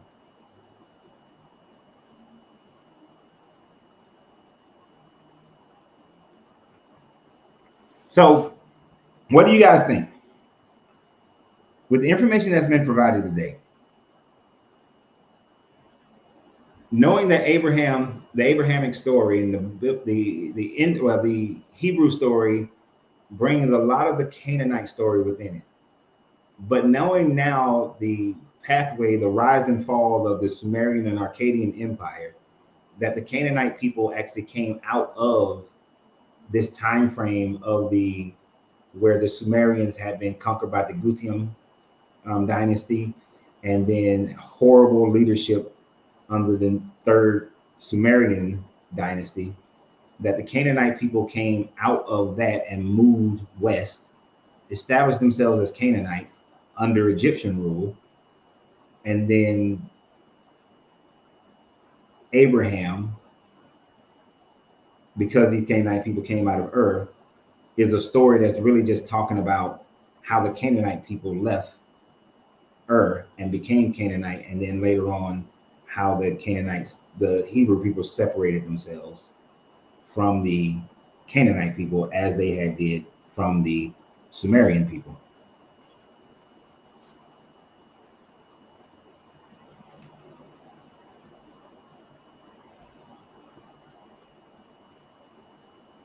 No doubt.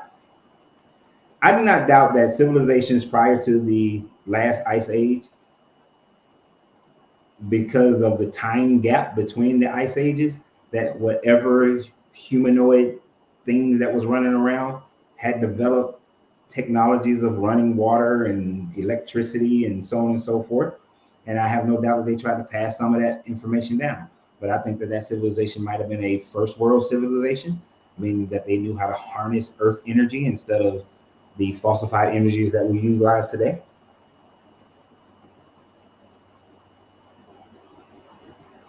The impact crater in Mexico off the Yucatan Peninsula, that's way too old. I think that was like hundreds of thousands of years, 100,000 years ago plus. When was the impact at the Yucatan crater? Yeah, that was 66 million years ago.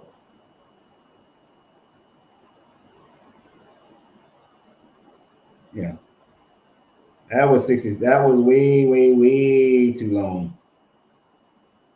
Um, well, too far in the past.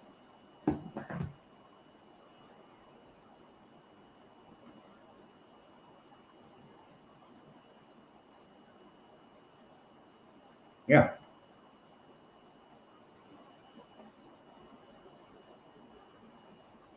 I think I don't. I through critical thinking, I can easily see how the biblical narratives, how they grew into that biblical narrative, starting with the Sumerian narrative into the Akkadian. So for me, it just solidifies even more so that the Bible is nothing more than the retelling of Sumerian and Akkadian stories, but not just with their God stories, but also with their rise and fall of their civilization and the changes within their civilization. Of course, Sodom and Gomorrah turns into salt because salt, the overly salted land, is a norm in those societies. It's something that happened to their society that was common knowledge.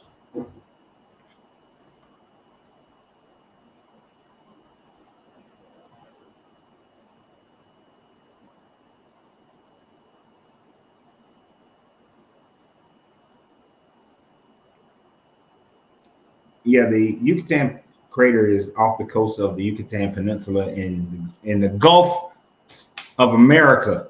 Not playing in the Gulf of Mexico. I would never.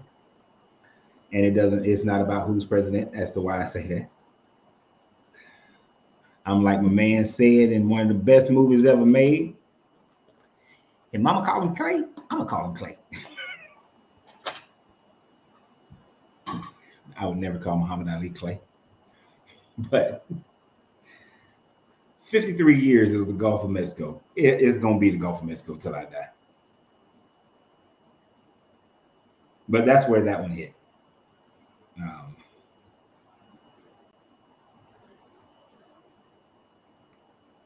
Thank you, Isaac.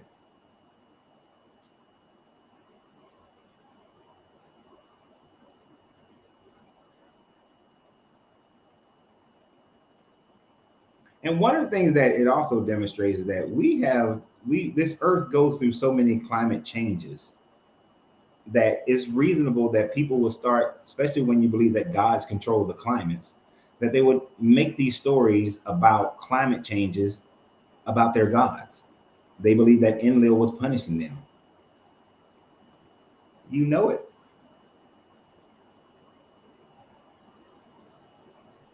Appreciate you being here, Paul.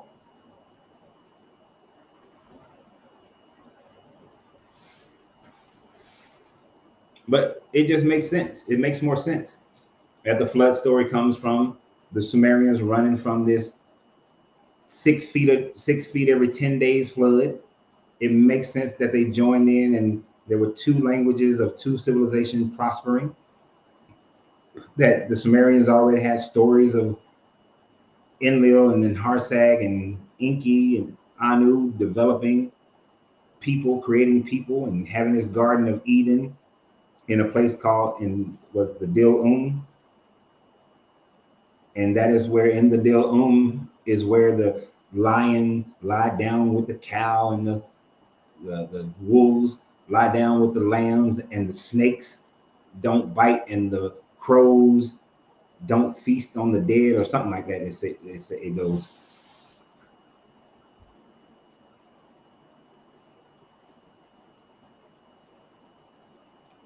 And that's a big deal. The Ugaritic show, it doesn't specifically call them Canaanites, but it shows the mass exodus of people leaving the Sumerian Akkadian Empire, especially from the time frame of around 2120, 2220, on through to about, let me make sure I get it right.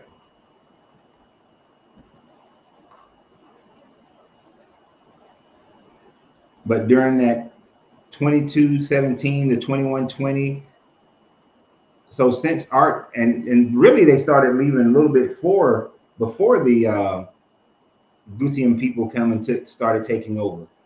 By the time you get to Sargon's great grandson, he was so inept, according to their writings, that people were already leaving.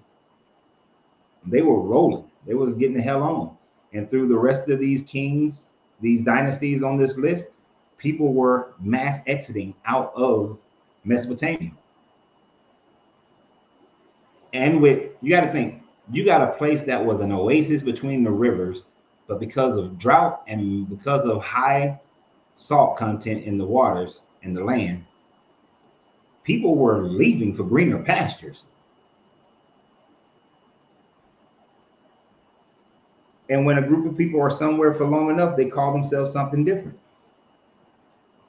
All these people migrated from the East Coast to Texas after the Mexican American, well, before the Mexican American War, and then after the Mexican American War. These jokers here, lineage comes from somewhere else east of the Mississippi. But don't tell these Texans that they ain't Texan. They will fight you over being called anything other than Texan. So the mentality of people, the psychology of people shows that once you get somewhere and you start establishing your own thing, we came nice over here, bro. We came nice. The Gutium, they try to have us worship the mountain god of they people. Now we knew El, we knew Enlil. And Enlil had become El by this time frame. We know El. We know the storm deity. We know that he got a wife named Asherah, and he got a son named Yahweh and a son named Baal. That's we. We Canaanites, just like these Texans.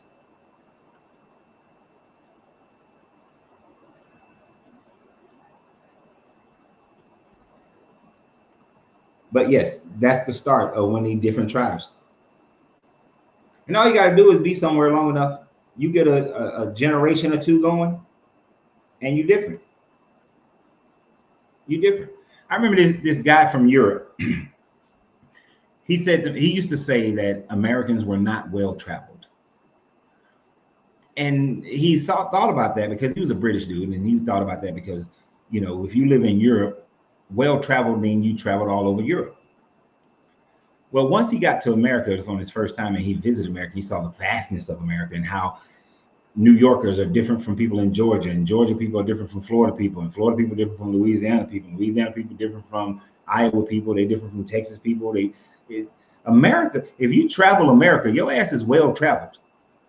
It all might be the United States, but you can go from one state to another state, and this damn near like being in a foreign country. The only good part about it is that we got multinational companies, multiple national companies, and we all pretty much speak the same language. But you give me the right New Yorker, I don't know what the hell they talking. I don't know what they saying. I mean, what? Say it again. One of them deep Bostonians? What? I don't know what you said. Speaking a whole nother language. So when your civilization moves and 100 years pass and you got a group of people who have left, they don't identify as Sumerians anymore. They don't identify as Akkadians. They're going to identify with whatever they started calling themselves being there. And they're going to say that their ancestors left there because they weren't worshiping God right. And now we're over here worshiping God right. And look at, we sit over here by the Jordan River and God is blessing us. They're going through hella drought. And then when the drought hit them, then they change it up. I'm like, oh shit, we're going through a drought too. They being conquered by some mountain people.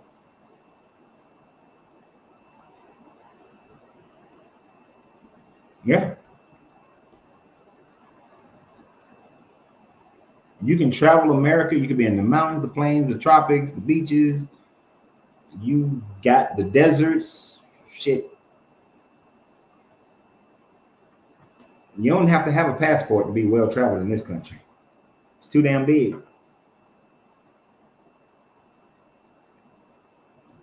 And we are not all the same culture.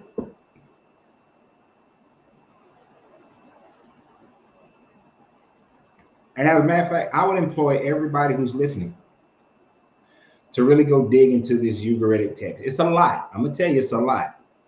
It is a lot. Just a little bit of information that we talked about tonight was me taking 2 days of studying this. And, you know, I don't have a 9 to 5, so I generally have more time than the average person. But 2 days. And Isaac, you were supposed to call me yesterday and you didn't. Just one. No, I mean today, and you didn't. Just want to throw that jab out there. Yeah, yeah, yeah. Throw that jab. Yeah, yeah, yeah, yeah. Got to throw it in there.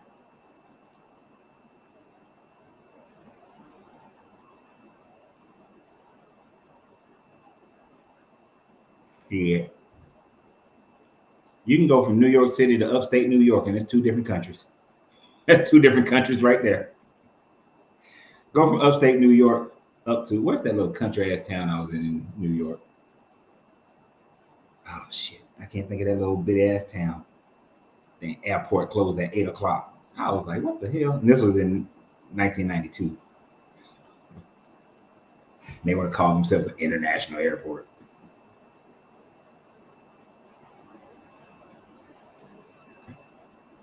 But yep, you can see pyramids or Indian mounds, whichever one you want to call them, all throughout America, especially in the Mississippian culture.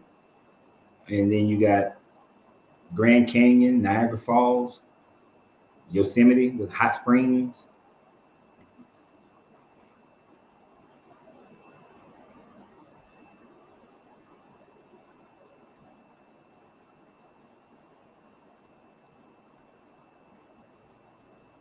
I have no plans to ever go back to Syracuse, New York. That I would say that is one of my regrets. When I had an opportunity to go there on scholarship, I should have took my ass and took that scholarship. But Syracuse, as a young man, I was like, I ain't coming up here.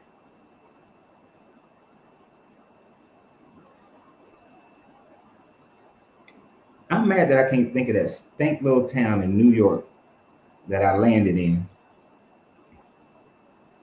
and the airport closed at 8 o'clock.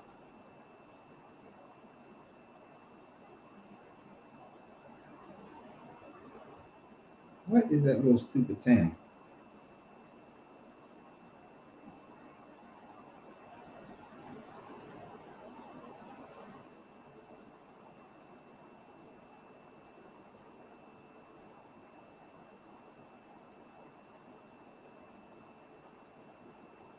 What is that dumb town?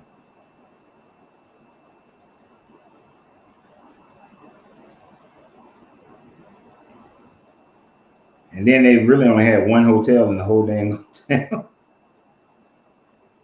Like, how y'all got one hotel? Oh. Uh, Here I'm trying to remember something from 30 plus years ago. It's one of those where you wake up in the middle of the night, you like pop up and you're like, oh.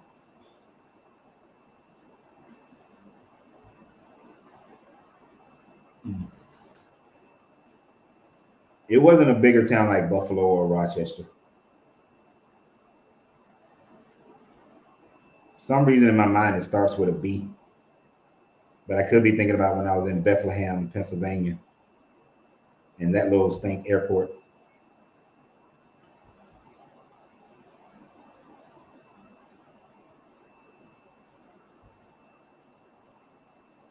There's like a military base up there.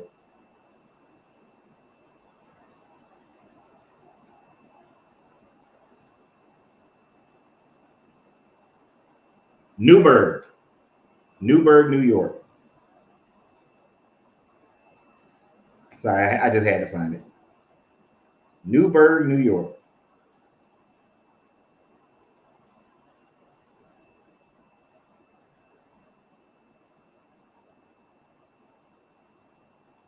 And that bullshit New York Stewart International Airport. Yep, Newburgh.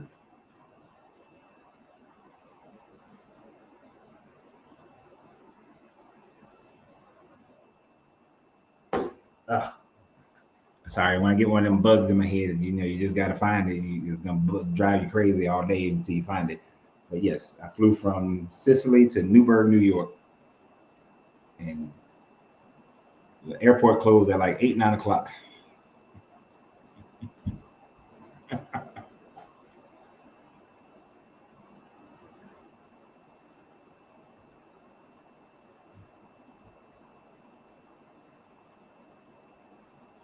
So, anybody got any questions about anything we talked about tonight, or any questions about anything? We got 10, 20 minutes, depending upon. About, yeah, about 10, 15 minutes.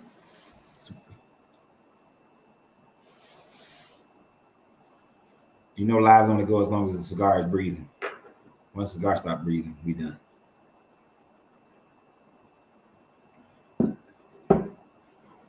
Plus, I gotta go to sleep tonight. I didn't sleep well last night.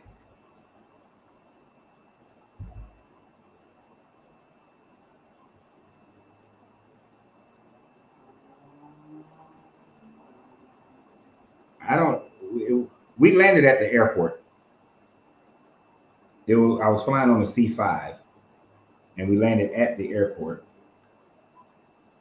I don't know where Fort Drum is, but a C5 is a pretty damn big plane. But it landed at the airport, and I had to wait till the next morning to get a flight out, and miss my grandmother's funeral. That's one reason why I don't like Newburgh, because I missed my grandmother's funeral. I was on a plane during the funeral. Because your little stank airport closed at 8, 9 o'clock. Anyway.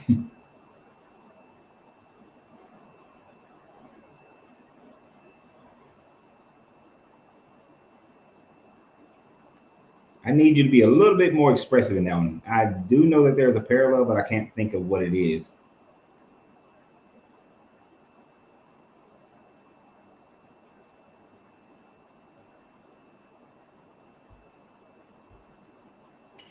Going back to this topic of when the scribes were first written, that would be during or after King David, assuming that they were written around 800 BCE. That would be after. Most of these scribes would have been writing during the time frame of Hezekiah, when he was under the oppression of the Assyrians. So if they were writing at that time frame, it would have been during that time frame. At the earliest, it could have been under one of Solomon's Solomon's kids or grandkids. In the high 800s, late 900s, but most likely it was being written during the time frame of Hezekiah. So that would be after David. There's actually no literature that we have from the time frame of David, and there's nothing that indicates that we would have literature during the time frame of David. That's one of the reasons why they're trying so hard to prove that this Davidic kingdom and the Solomonic dynasty existed.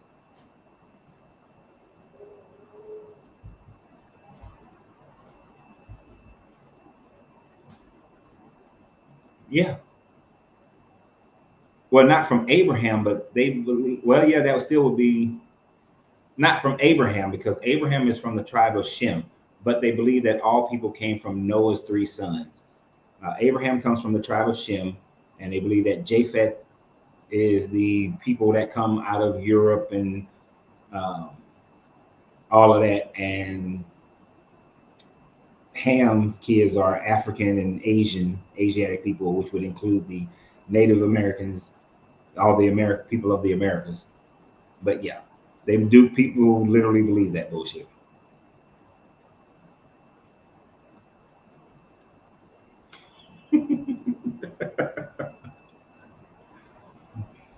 No, that's funny.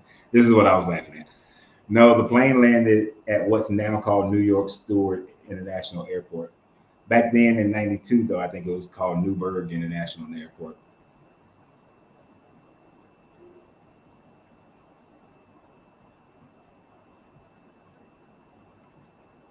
That's the Navy, and that's only for specialized training, I think.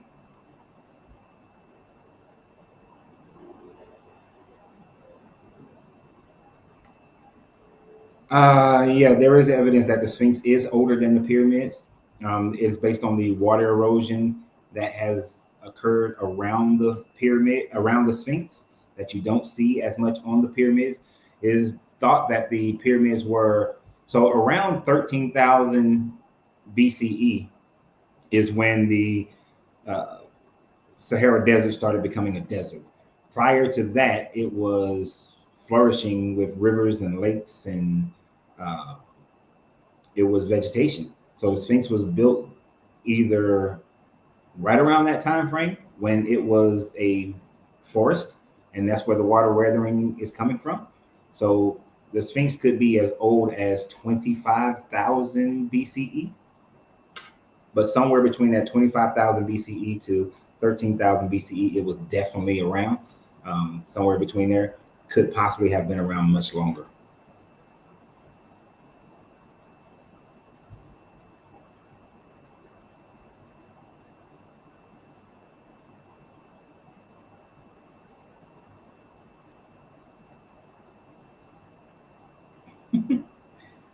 And that sounds about right. That sounds about right. I thought Plato's greatest writing was about Atlantis, though. Nah, I just playing. I just playing. Philosophically, yes.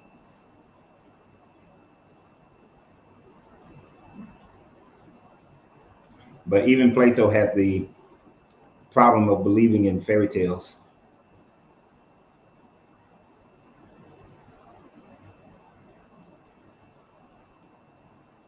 Because he still believed that these gods existed. But it's interesting. Plato believed that these gods existed.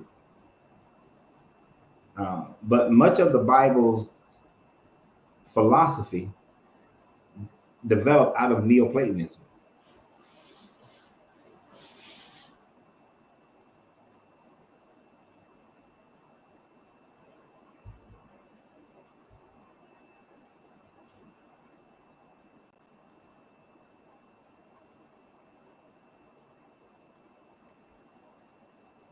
One of the studies that I plan on doing is a deep dive into the Indus religion. I did like a 1 year dive into their religion, which is why I don't know as much about it as I would like to. Uh, but I think they have some fascinating stories.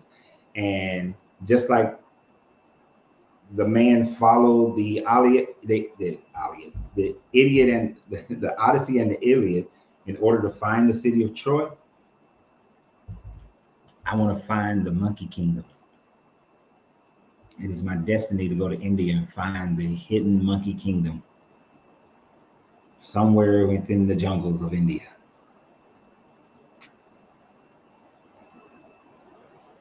Just don't want to get eaten by a tiger. Yeah, I want to find the land of the great Monkey Kingdom.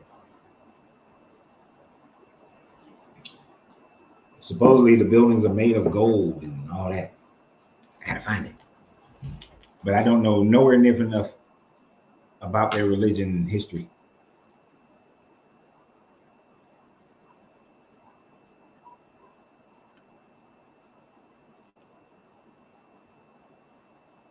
Why do people got their dogs out this late? Ugh,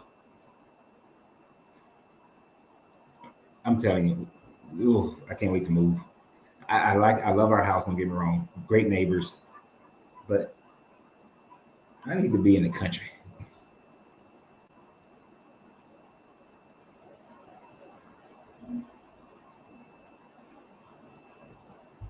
So far from what I can tell, they didn't necessarily write anything about chakras or a third eye. Um, they steered more into their own beliefs of, the Anunnaki gods. So they didn't necessarily pick up any that much of a religious idea from them in their trading. But of course, once the Persian Gulf was flooded, they didn't trade as much with the Indus Valley for a long time frame. And their belief system became so ingrained with the Akkadians and everybody else in that area by that time frame that they kind of stayed in their own lane. Now, from what I remember, they don't have millions of gods. This is what the Europeans told them that their religion was. But if you look into the true teachings of of the Indus religion, and that's one of the things that I did find interesting about it, because I grew up believing that they had millions of gods. And a lot of them still believe that they have a whole bunch of different gods. But in the true teachings of it, there is not millions of gods. There is, what is it? Shikta, who is the primordial feminine energy that bore out Brahma, who is the instructive energy to make shit happen. And so all things are just aspects of Shikta and Brahma. That's it.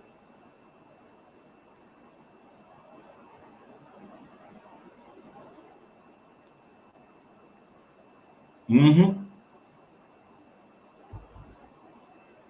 That is what Cortez and DeSoto.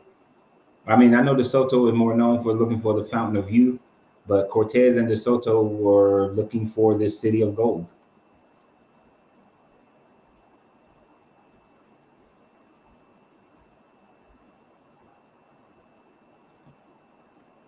My pleasure. My pleasure. Yeah, I think the Indus religion is fascinating as well. It's incredibly fascinating. Some of their stories are great. And I will say I do have a liking of the Bollywood movies. So I like the Bollywood and the Nollywood movies.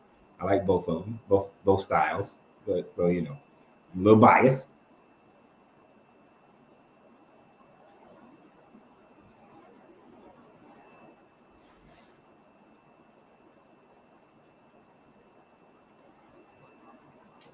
That is a very interesting question. Um, that they put there when they would entomb them, they would leave it open for 3 days so that the dead person wouldn't leave. I mean, so that vultures and stuff wouldn't go in there because they believe that a person may not necessarily be dead. And so in 3 days, if they still remain, then yes, then they were dead. Then they would cover it with a stone.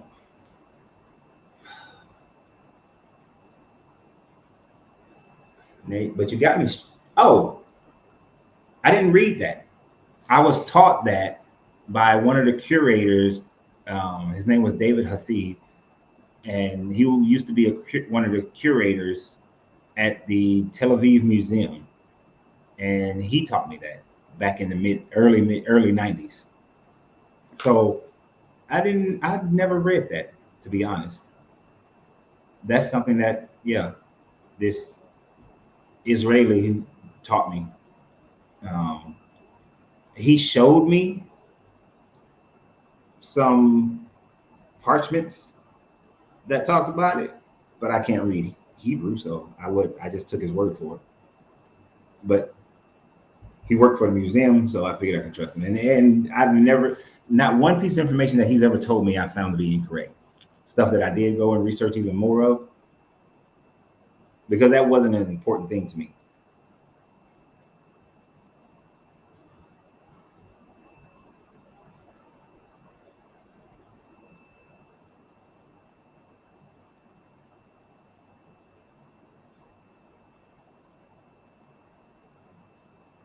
I'm not quite sure I understand what you mean. Why do statues in people's homes have strong energies? Because people give them their energy. You remember in the was it when the remake of the Clash of the Titans movies when they were saying that the only reason that the gods exist is because people are praying to them, and then Hades realized that he can live on the consumption of people's fears. It's kind of like that thought process. The only things have energy because you give it to them, or like my grandmother told me that the only way a root works on you is if you accept it, if you give your energy over to it.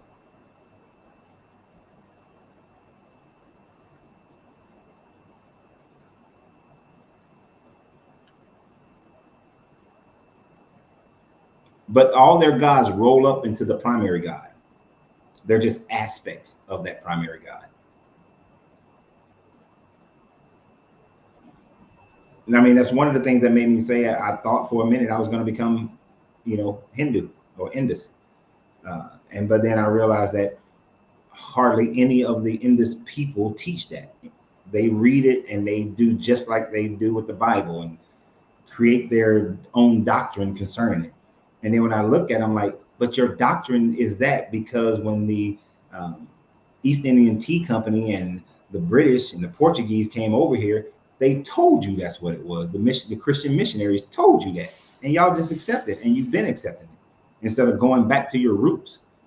And so that put a bad taste in my mouth because I knew that I couldn't really trust anybody to lead me. And at that time frame, I was what, 21 years old, 20, 21 years old.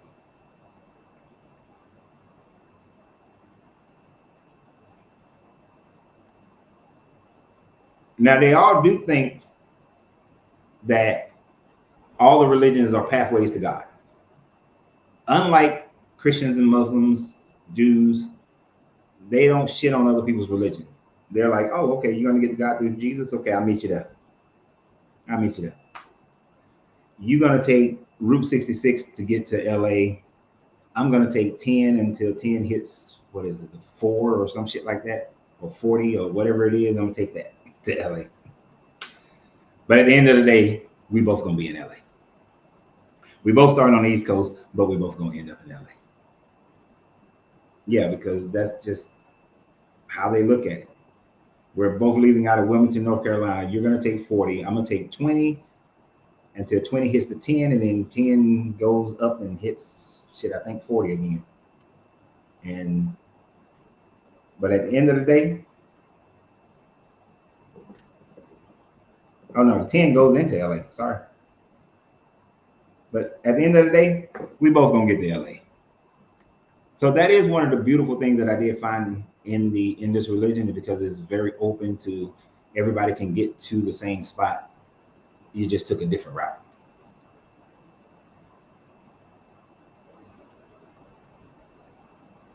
I'm kind of disappointed. My Christian haters, they left really quick. They didn't stay that long. Disappointed in y'all. Why Christians don't like to stay long? What's wrong with the Bible believers?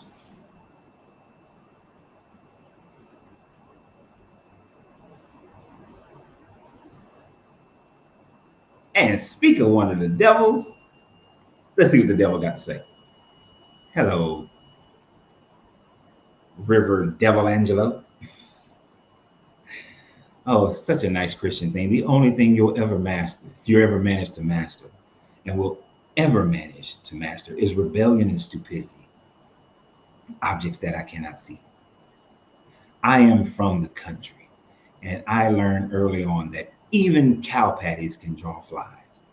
Yo, Renz, do you think you can light Cuban cigars with hellfire? Such beautiful Christian words. Your statement, it invoked that feeling inside of me.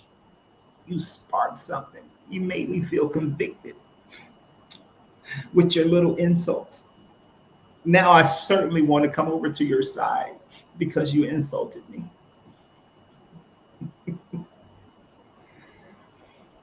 But as I've said many times before, I always find it amazing that Christians can never argue the information that is put forth. They always seem to want to attack the character of a person or the person themselves, but never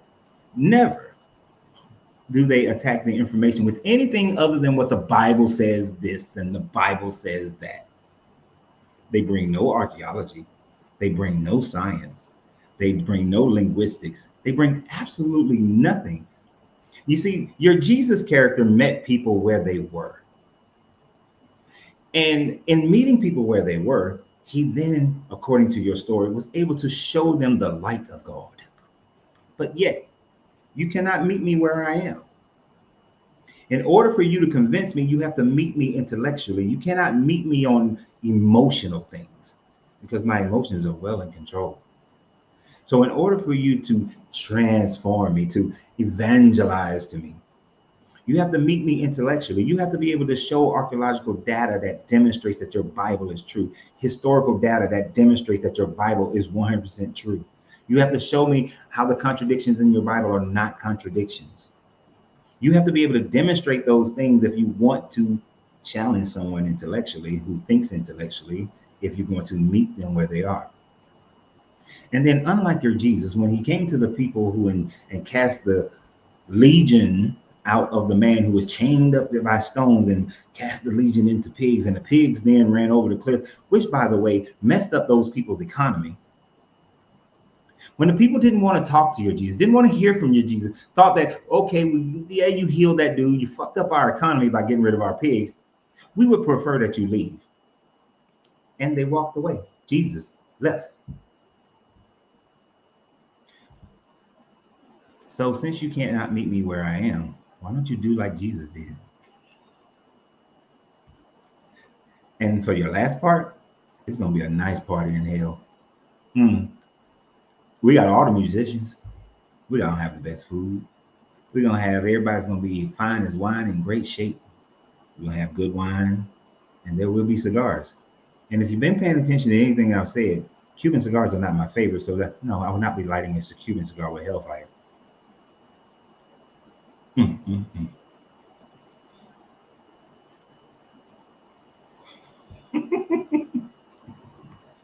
No, they don't like history. It doesn't fit into their indoctrinations.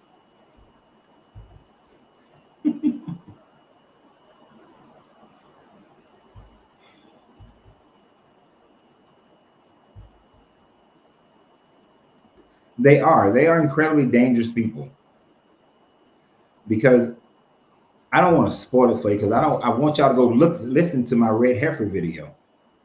But I want you to think about it for a minute. Because of the because of this mentality that they are willing to do almost anything for their convictions and beliefs in this fairy tale God, Christians are cheering for an animal to be slaughtered for purification purposes, but because they've attached a prophecy that is not a prophecy to the building of the third temple. The building of a third temple and the destruction of the Dome of the Rock. How many people are going to die for the war that would break out because of that? But Christians applaud it. They wait for it. They want it. They want those 4 angels to show up at the banks of the Euphrates River and kill a third of the population. They want a third of the population to die, to be genocide. They want a 250 million person army to march and kill people. They desire this. They want this. All for their own selfish ideas of going to heaven. Christians are the worst. The absolute worst. Just like this camera keep fading sometimes, I really wish they would just fade to the background. I don't know why this camera be fading sometimes.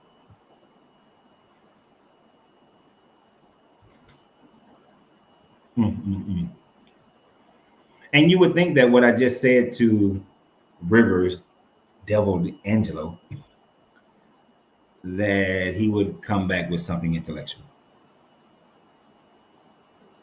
I'm waiting for the intellect. Not your Bible verses. Ooh, demon. I like that better. Rivers, Demon, Angelo. I like that better. Yes. Good catch there, Trauma. Good catch.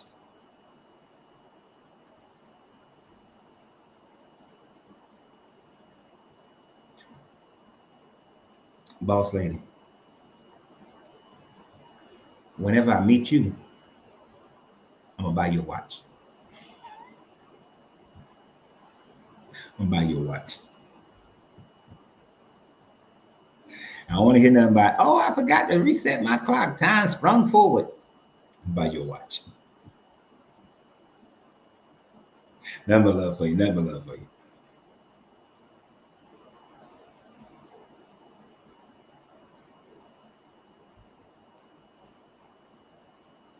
Yes, it would be.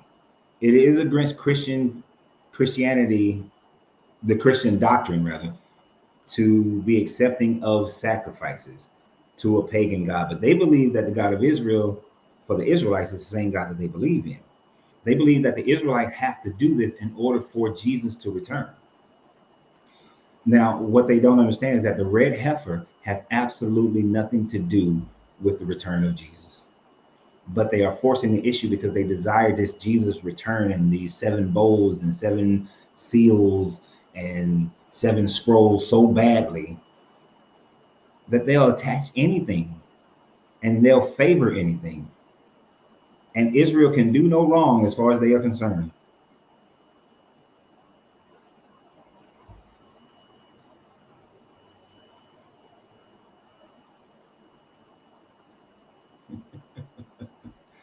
Yes, you are. You see that clock up there says 2 hours and 14 minutes.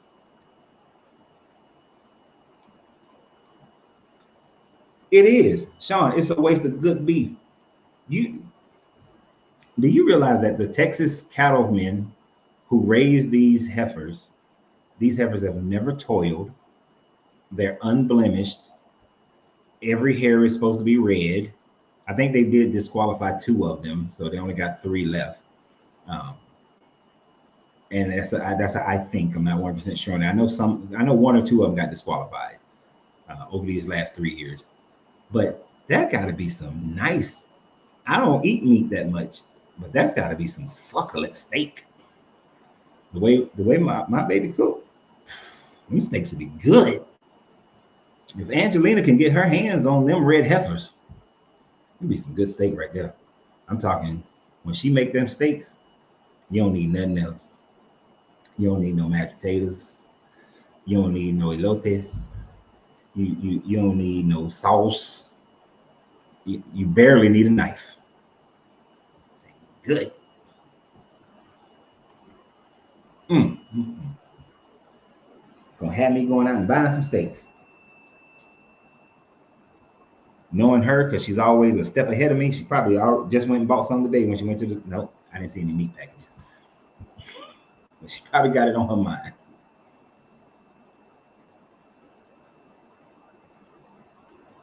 We never, can't be making those when guests come though. Can't be sharing steaks with the guests. Boss lady, I forgot where you at, but whenever I meet you, we're gonna have words.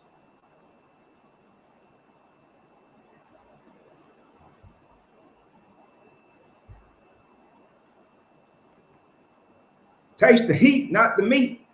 I mean, taste the meat, not the heat. Oh, one thing. When we were driving through whatever that part is of Texas, we was on the bike and between Dallas and Arlington and wherever Hank Hill we saw a propane company and we yelling from the bank, "Where's Hank?" From the bike.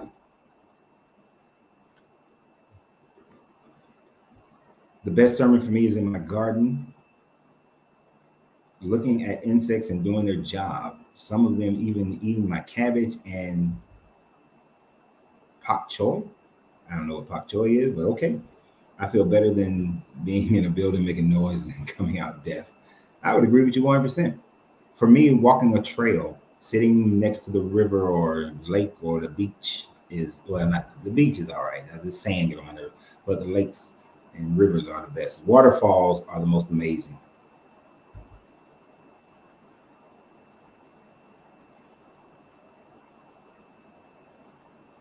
Yep, I'm the same way. Don't eat much red meat, but not vegan. Vegetarian, I get with, but not vegan. I like my butter. I gotta put some butter on that sometimes. If I'm gonna have a burger, I gotta have some bacon on it. Okay, born and raised in Texas. That's right, I forgot that part. But yeah, like one of the things we was talking about.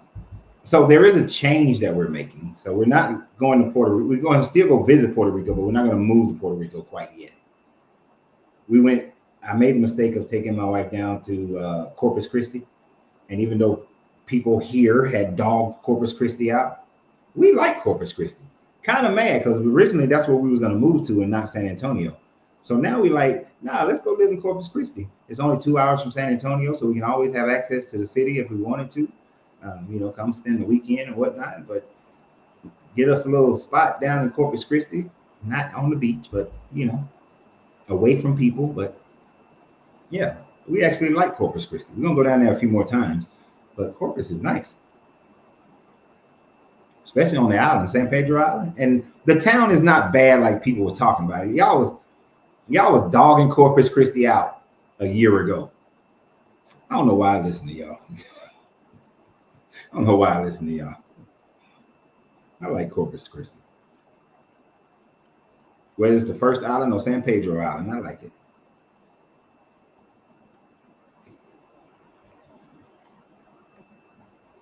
Listen to y'all know more about where to live. Because we go to Puerto Rico, we have our car and my bike was just be sitting, waiting for the 2, 3, 4 times a year that I come up in America for about a month at a time. Yeah.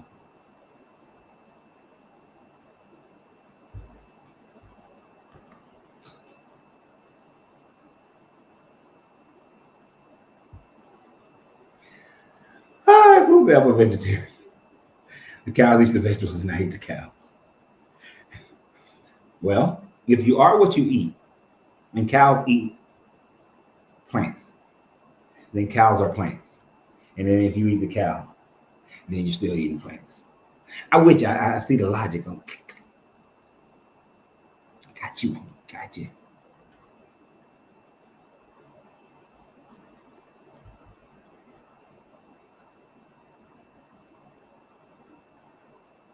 Where are you again, boss lady? So I can buy you a watch when I see you. Yes, I'm rubbing it into the ground, beating a dead horse. So Isaac was supposed to call me today, but he didn't. Putting him on blast, and so we can, because Isaac, you're going to help me plan this meetup event in October.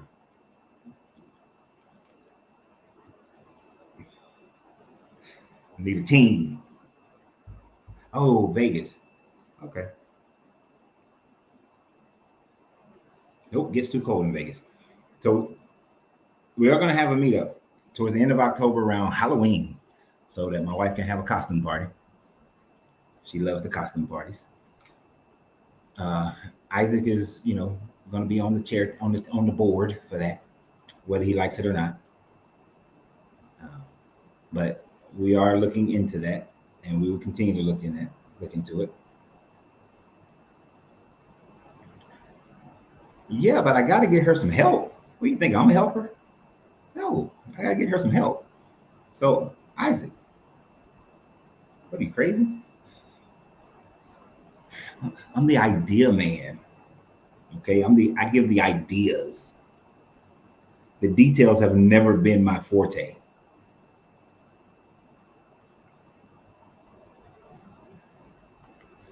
That's what they claim. Well, that's what Christians are hoping for. They are hoping that they would sacrifice the red heifer. They haven't actually come out and said that they're going to do the sacrifice. They got the platforms, and I think they got the platforms and everything built to do so. But know that sacrificing the red heifer has absolutely nothing to do with the building of the third temple. Sacrificing, no, go watch the damn video I published today on it. But it just ain't got nothing to do with it. Yeah, go watch that video later. Shit.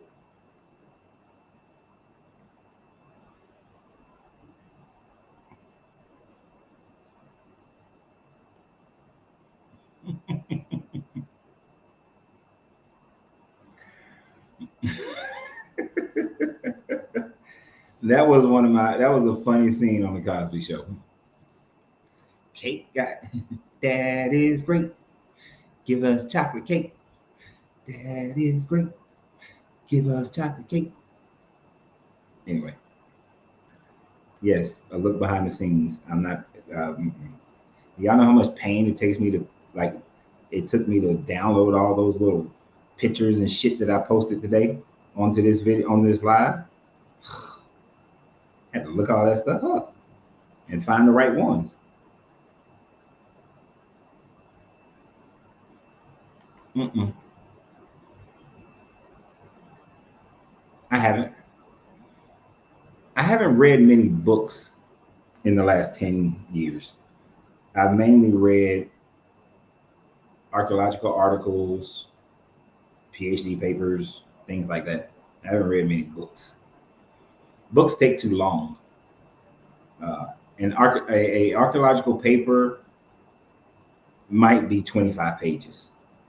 They get more straight to the point. All that extra. All that extra is get. I've outgrown that, so to speak. Just take too long to read a book.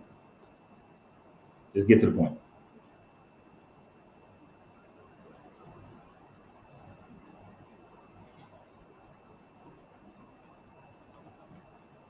Mm, have no idea.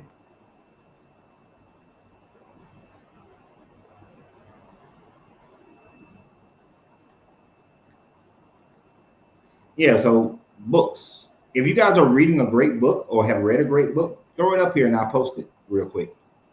We're gonna do that because that's about all y'all got left.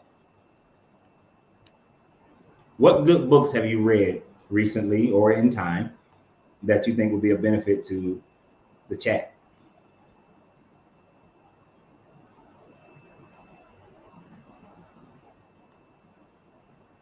Ideas for a video or live. Where did the disciples originate? Even though you're not a subscription holder, I'll write that one down. But you are faithful to the lives and videos. I'll write that one down.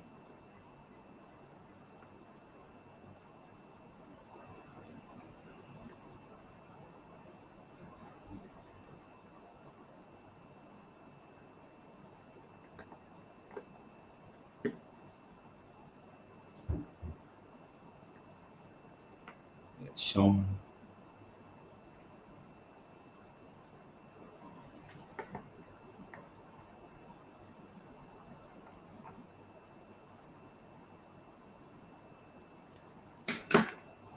All right. All right. So drums of phase said Osiris is Israel and Egyptians are the Jews. Oh, his name was on the Georgia Guidestones. Okay.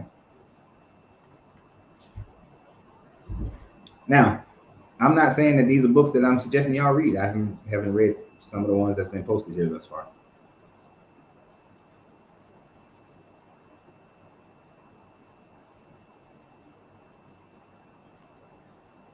George Orwell.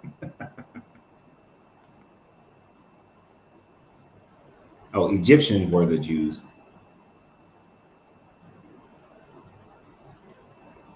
No, no, they were not.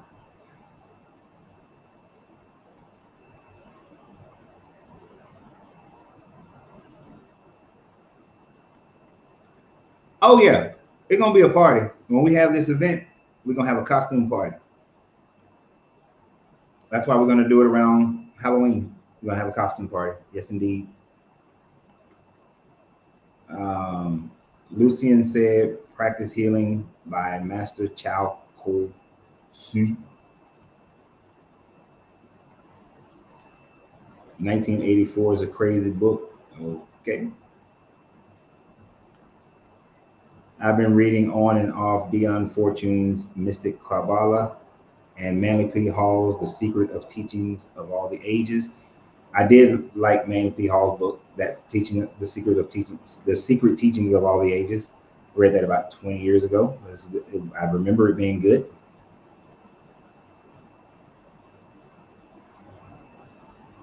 Of course, you know I'm gonna say the Kabbalion, Kyballlion, Kyballlion, as well as the Tao, the Ching, the Tao, always Tao or Dao, whichever way you want to spell it.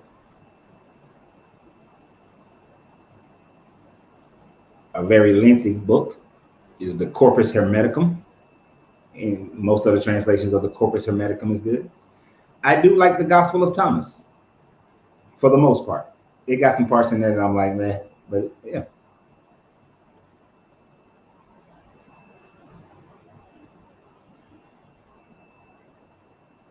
101 Myths of the Bible by Gary Greensberg. Haven't read that. Brave New World.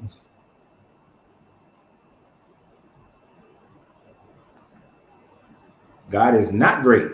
How Religion Poisons Everything by Christopher Hitchens. Okay. Y'all got about 3 more puffs.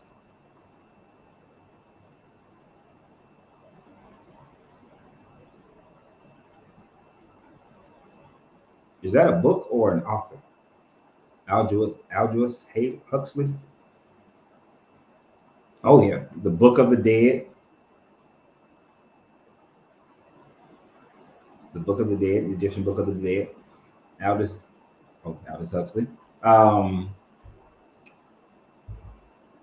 The Tibetan Book of the Dead. That's a good one. The Tibetan Book of the Dead. I like that one.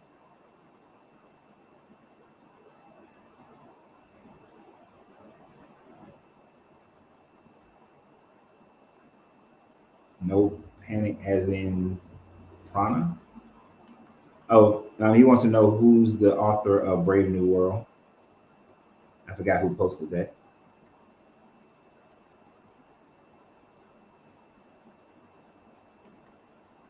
Atheism and the Case Against Christ by Matthew McCormick.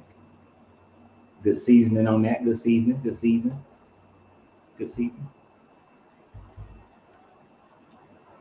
Yeah, Tibetan Book of the Dead was good.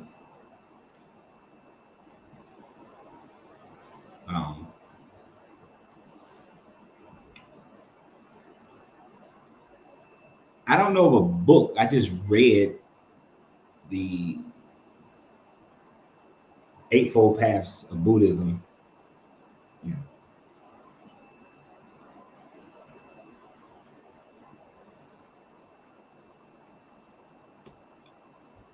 Richest Man in Babylon. Richest Man in Babylon. Get your money right. Richest Man in Babylon. Why did I freeze?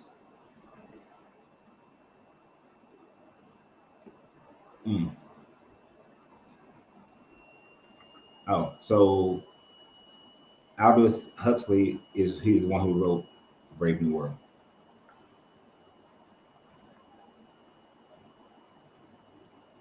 I almost burnt my lip on that pool.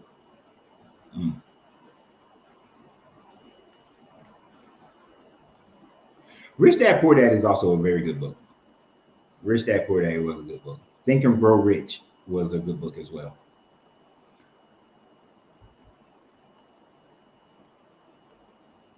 All right. So